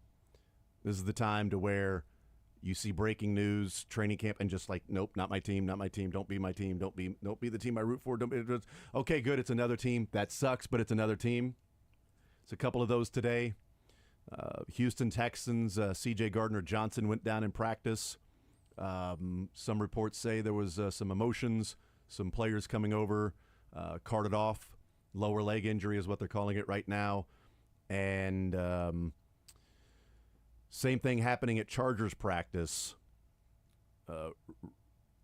Late in the noon hour, Rashawn Slater went down at Chargers practice. Rashawn Slater, their left tackle, went down. The trainers were out. The update is that the cart came out. Appears to be a leg issue. He's being carted inside. Teammates are all coming up and hugging him as he's being carted away. So that is that sucks, man. I want one season with injuries turned off. Turn injuries off. Let's just see what happens. Turn all injuries off. Let's see what happens. It is interesting to see if Alt will then be left tackle or right tackle, depending on how serious it is. Because we also thought that A.J. Guyton was done for the year. Oh, yeah. With an ACL, but it was a bone bruise, and he's going to miss like 5 to 6 weeks. So, but it was like, yeah, he's done for the year. Guyton's out. It's going to be an ACL. They just got to get an MRI to confirm that. Well, it wasn't. Yeah. It was a bone bruise. And best possible news that he's going to be back at some point. Yeah. So maybe that'll be the case with Rashawn Slater, but still, that sucks, man. They are a team. Man, I couldn't imagine being a Chargers fan because every single year we'd be talking about, oh, who else is injured for the year? Oh, Yeah. shocker, somebody else went down. And it's Oh, yeah, always another someone injury. great. It's never. Yes. It's always their top tier. Right, players. it doesn't ever seem to be like a fringe player. Which sucks for anyone, Yeah, but still, right. it is. We get the nature of the game. Yep. All right, 913-381-810, playing some sports or leisure. $25 to Johnny's Tavern. We're giving away a couple of winners already. Glossing over just the fact that you and I sang Tenacious D impeccably in that break. Oh, my, we killed it. We absolutely killed it in a good way. Yeah. Nailed it. That was the closest I've ever felt to you. Pitch perfect is what it was. Pitch perfect. I'll be Kyle Gass. Okay. Thank you. I'm Jack. 913-381-810. We go to Craig, holding to play some sports or leisure. Craig, what side would you like to start with? Sports side or the leisure side? Sports side. All right, Chiefs training camp battles or training camp training camp stars? I think I'll try the stars. Okay. I'll tell you this, the training camp battles are easier than the stars. Oh, of course. Can I go ahead and go back then? Of course you can. Yes. Okay, let's give me a battle then. All right, here we go. The Chiefs were an offensive juggernaut entering this camp, but they needed to figure out who would be the main guy running the football. The mainstay back from the previous 4 years, who was starting to see injuries catch up to him, or the younger back that was seldom used until bursting onto the scene the previous year. Eventually, the older, more trusted back would win the job, but succumb to essentially a career-ending injury, opening the door for the next couple of years of running back greatness in Kansas City. Okay. Am I naming both of them? Yes, this running back battle that took place with an offensive juggernaut team, a guy who had been a stud for 4 years, but had started to battle injuries, or a seldom used former first rounder. This is a good one. Thank you. How about Priest, Holmes, and Larry Johnson? Correct. Priest, Holmes, Larry Johnson. And a month after the training camp battle, we would hear Dick Vermeil say, "It's time, young man. It's time to take your diapers off and go to work." That is that training camp battle. Over to the leisure with Sterling. Riddles, history, or potpourri? Not a history buff, so I guess I'll try the potpourri. Potpourri. Just no history questions out of potpourri. What is the only metal that is liquid at room temperature? Mercury. Mercury is correct. Nice. Good job.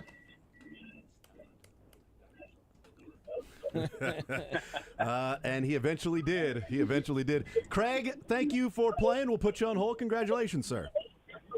Thank you. Appreciate it. Absolutely. 913-381-0810. Don't drink the liquid mercury, by the way. No, you That'd should be, not do that. that. would be bad. It's very bad for you. Very bad for Don't you, touch in it. fact. Just don't get around Don't it. get around it. Yeah, just leave it in the thermometer. Even though it's in thermometer. Yeah, Just thermometer. leave it in that thermometer, you know what I mean? It's funny, I had to refresh my memory on the Priest Holmes Larry Johnson, because I remember it's time, young man, it's time to take your diapers off and go to work. And I'm like, okay, so is that after the injury against the Chargers to Priest Holmes, and then Larry Johnson still had to battle with Derek Blaylock to then eventually become Larry Johnson? But that wasn't the case. He said that after week 2 because Priest Holmes was battling a lingering ankle injury. Yeah. That they thought he was going to miss week 3. So the question was, if Priest Holmes misses, is Larry Johnson ready to go? And then that was when Dick Vermeil gave us that famous line. But Priest would play the next 5 or 6 weeks until that game against the Chargers and Sean Merriman and that collision that took place. But Larry Johnson eventually became Larry Johnson. Let's go to Kevin next up on Sports Radio 810, 913-381-0810. Open phone line with the winner jumping off the line there, 913-381-0810. Kevin, sports or leisure, what side would you like to start with? Kevin. Oh, he's here now. Kevin, what side would you like to start with, man, sports or leisure? Sports. All right, we got training camp battles and training camp stars. Let's try battles. All right, let's do this one. It was a training camp in River Falls, and the Chiefs were the featured team on Hard Knocks. Clearly lacking for drama with a team coming off a 9-win season and barreling into what would be a 4-win year. The episodes played out with a quarterback battle for the ages.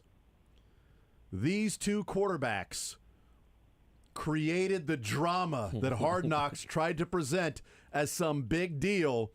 Who would quarterback the Chiefs in 2007? What was that 2007 quarterback battle that was the centerpiece of the Hard Knocks drama? Man. I mean, Brody Croyle had to be involved in this. Brody Croyle's one of them. He was. And he didn't win it. He was one of them, but he did not win it. Gosh. Although we all won when we saw his wife say, "Don't forget your hunting DVDs." To Brody Croyle. Was the other one, was it Damon? Yep. Was it Damon? Was Heward? Heward, yes. Yeah, we'll give Heward? we'll give it Damon to you. Heward, Yeah. Brody Croyle, Damon Heward, well done. That's what Hard Knocks in 07 was like. Huge quarterback battle. This is what it all comes down to. This preseason game, this practice, this throw here.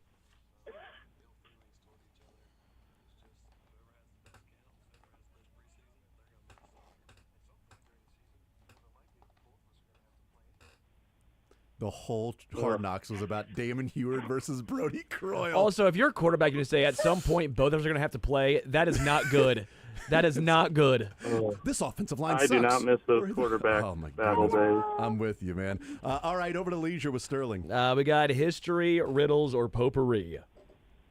Let's try history. All right, history. We'll go with the United States bought Alaska from which country? Oh my gosh, I have no. I don't know. I'm trying. Would it be like a Russia? Is that It would be like a Russia. We'll give it to you because you said it. That was the first one you said. Yeah, they bought it from Russia. I was going to say slow down, stop rushing. Okay, just slow down and think it through. I mean, there's really only two countries it could have been, Canada or Russia. Yeah, right. Yes. Logically. Yeah, sure. I mean, For I sure. guess it could have been a plethora of other countries, but I don't In think theory. Australia was going to be owning that. In You can theory. still see it from the governor's house. You can still see Russia from your house. Kevin, we'll put you on hold. Congratulations. Well done, sir. Thank you. Absolutely. 913-381-0810, another winner. $25 to Johnny's Tavern we were giving away. Like I said, the Kyle Long and Trey Smith, the training camp battles, I think were the toughest ones. Was the toughest question, but I gave it to Avery. That's why I did it. All right, we head to Matt next up on Sports Radio 810. Sports or leisure, Matt, what side would you like to start with? Let's start with leisure. All right, we got history, we have riddles, we have potpourri. Let's go history. All right, history. All right. What was the name of the series of programs and projects FDR enacted during the Great Depression? The New Deal. That was the New Deal. That is correct. Over to sports side we go. We have Chiefs training camp stars. See, I felt like he knew exactly. This guy's a history guy. That's why he asked for I should have gone. I'm a history teacher, so. Oh, I should have gone way harder. That Why was didn't you way go too hard? easy. Yes. Well, I need to start asking people before, what's your level? Just at Matt, are you a history teacher? Yes or no? Yes. Okay, let's go with the tough one. Then. Yeah, All right? man. That was like a 200 question on Jeopardy. History 200, please. The Yeah, New that's, Deal. The New Deal. Yeah. Walk quietly and carry a what? That's also 201. Yeah. Yes, exactly. Training camp stars or training camp battles, Matt? What Oh, would you like gosh. to go with? Battles, I guess. Battles. Okay. Well, we didn't ask how long you been a Chiefs fan. A Chiefs fan? Yeah. Oh, for my whole life, so I'm over 40, so. Were Since you? the 90s. We had Okay. season tickets back in the 90s. All right. So I won't ask that one then. I'll ask this one. gosh. This camp battle was a three-headed monster. A former first-round pick, an explosive third down back that may be losing a step but finished the year before on a high, and a late-round rookie trying to take a grown man's job.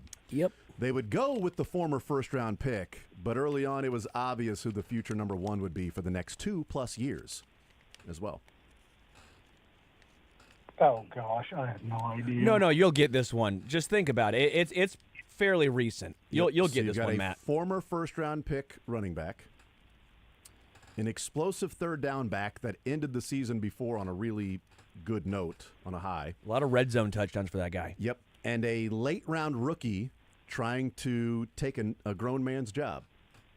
That's what he said he was going to do when he got to camp. All-time quote. They went with the former first-round pick that never lived up to what people hoped he would be. But early on, it was obvious that the seventh-round rookie. Shoot, I don't know. Jamal Charles. Think more recent. Former first-round pick running back. Clyde Edwards-Helaire. There's one. And a Pacheco. rookie. Pacheco. There's two. That's a seventh rounder. And the explosive third down back that ended the previous season on a high. Oh, gosh. The pretty much the last time the Chiefs had an explosive back that felt like there was some giddy up to him. Very good pass some catcher. Burst. Very good pass I just catcher. wish they would have given him the ball the entire second half against the Bengals. Agreed. I think they win, and they literally run away with it because he was picking up like 7-8 yards per carry in the first half. And then it was a bad second half for Patrick. So Pacheco, Edwards-Helaire, and this player. Damian Williams. Third down back.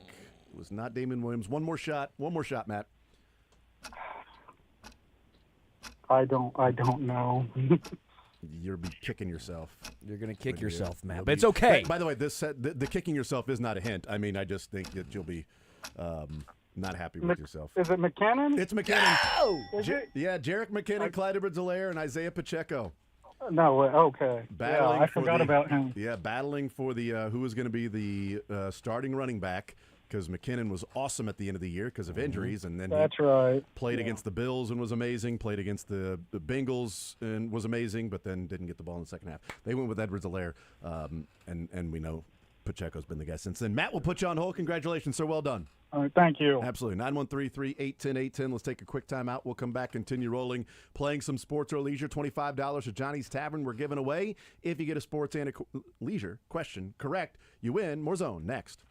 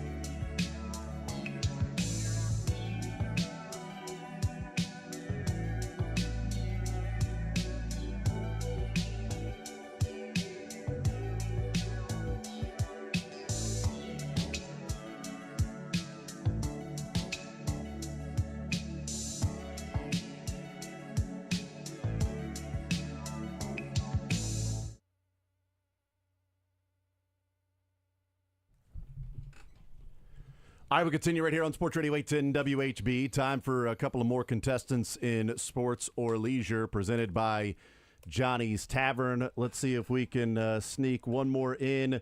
And Matt will wrap things up on Sports or Leisure here on this Thursday. Matt, what side do you want to start with, sports side or the leisure side? Let's go sports. All right, we've got training camp stars or training camp battles for the Chiefs. Let's try stars, please. All right, training camp stars for you. Man, this was an odd camp darling because he's not the traditional undrafted mascot the fans latch onto. In fact, he was expected to be great. He was a first-round wide receiver who looked like he could be one of the best in the league in his first training camp and preseason. He ended up playing only 2 years with the Chiefs before they cut bait and traded him for another first-round wide receiver bust. John Baldwin. Yeah, baby. Johnny Baldwin is correct. How is somebody a first-round draft pick look that awesome in the preseason and just never do anything? And make one of the greatest catches we have ever seen that was not a catch because he got called back, but that was still... Yeah. Wow. All right, on to the leisure side with Sterling. Was he USC, by the way? Baldwin was... Or was he the guy that they traded for from USC? Whatever it was, I forget. Was Baldwin Pittsburgh and we thought he was like the next That's, Fitzgerald? I think, what it was. Yep. Yeah. History, riddles, or potpourri? Riddles, please. All right, riddles. These are almost all dumb. This one will make you think. Made me think. What kind of band never plays music? I'm thinking rubber band. Yeah, it's a rubber band. Right. I was going to say you're glue. Yeah. Whatever you say bounces off me and sticks on you. All right, Matt, well done. Congratulations. Another winner. $25 at Johnny's Tavern heading your way. Thank you, Matt. Appreciate it. Thank you, guys. Just that easy. He was quicker than I was in the rubber band one. That one took me a second. When I like immediately. doing these ones where Yeah. I look at the question and then before I put the answer in, I make sure I can get it. Because if I can't get it, good luck everybody else. Yes. Of course. Right. That's your life motto. No, I assume most How people you are live your smarter than life. I am. But I don't want to do anything too hard. Because when you don't have it in front of you and you're just hearing it, if you're not writing it down, because I need the visual. True. I did not have any questions we did not get answered. So every one of my questions out there were answered. Any that you have that were out there without being answered? Same. Apparently mine were too easy. Okay. Well, there you were. There is video now of Rashawn Slater. And, I mean, you hope for the best, obviously, in these situations. But he's at left tackle. He's blocking. He's in his drop step. He gets hit, and he goes to plant his left leg, and it just whole body gives. And immediately lays on the ground and grabs his knee. Trainers come out, helmet off, hands on head, and then the emotions of other players. He goes off in a cart, and players coming up and wishing him well as he's heading off on the cart. So that's pretty awful. He just got paid. July 27th, he signed his 4-year, $119 million contract with $92 million guaranteed. It's the Ronnie Stanley. Remember that when he signed his and he went injured right away? That's right. Yes. It's a curse for tackles. Yep. So yeah, that's it's unfortunate. It sucks. You hope for the best. Again, like we said earlier, that A.J. Guyton went down in practice for the Cowboys, and he's done for the year. He's out. And then it ended up being something that was like a 5 or 6 week injury with like a bone bruise, which is obviously good news because you hate to see these injuries early on. Also, C.J. Gardner-Johnson went down with the Texans. Reports out of Houston, sort of the same thing, being carted off. They're calling it a lower leg injury. Players coming up and talking with him. So how much do you care? By the way, I think I've said A.J. Guyton about 10 times. Yeah, you have. It's Tyler Guyton. Tyler Guyton. Yeah. So I was thinking, is he some? No, it's amazing. Yeah. No. I was like a brother, maybe. No. A long lost cousin. Yeah. No. Nephew.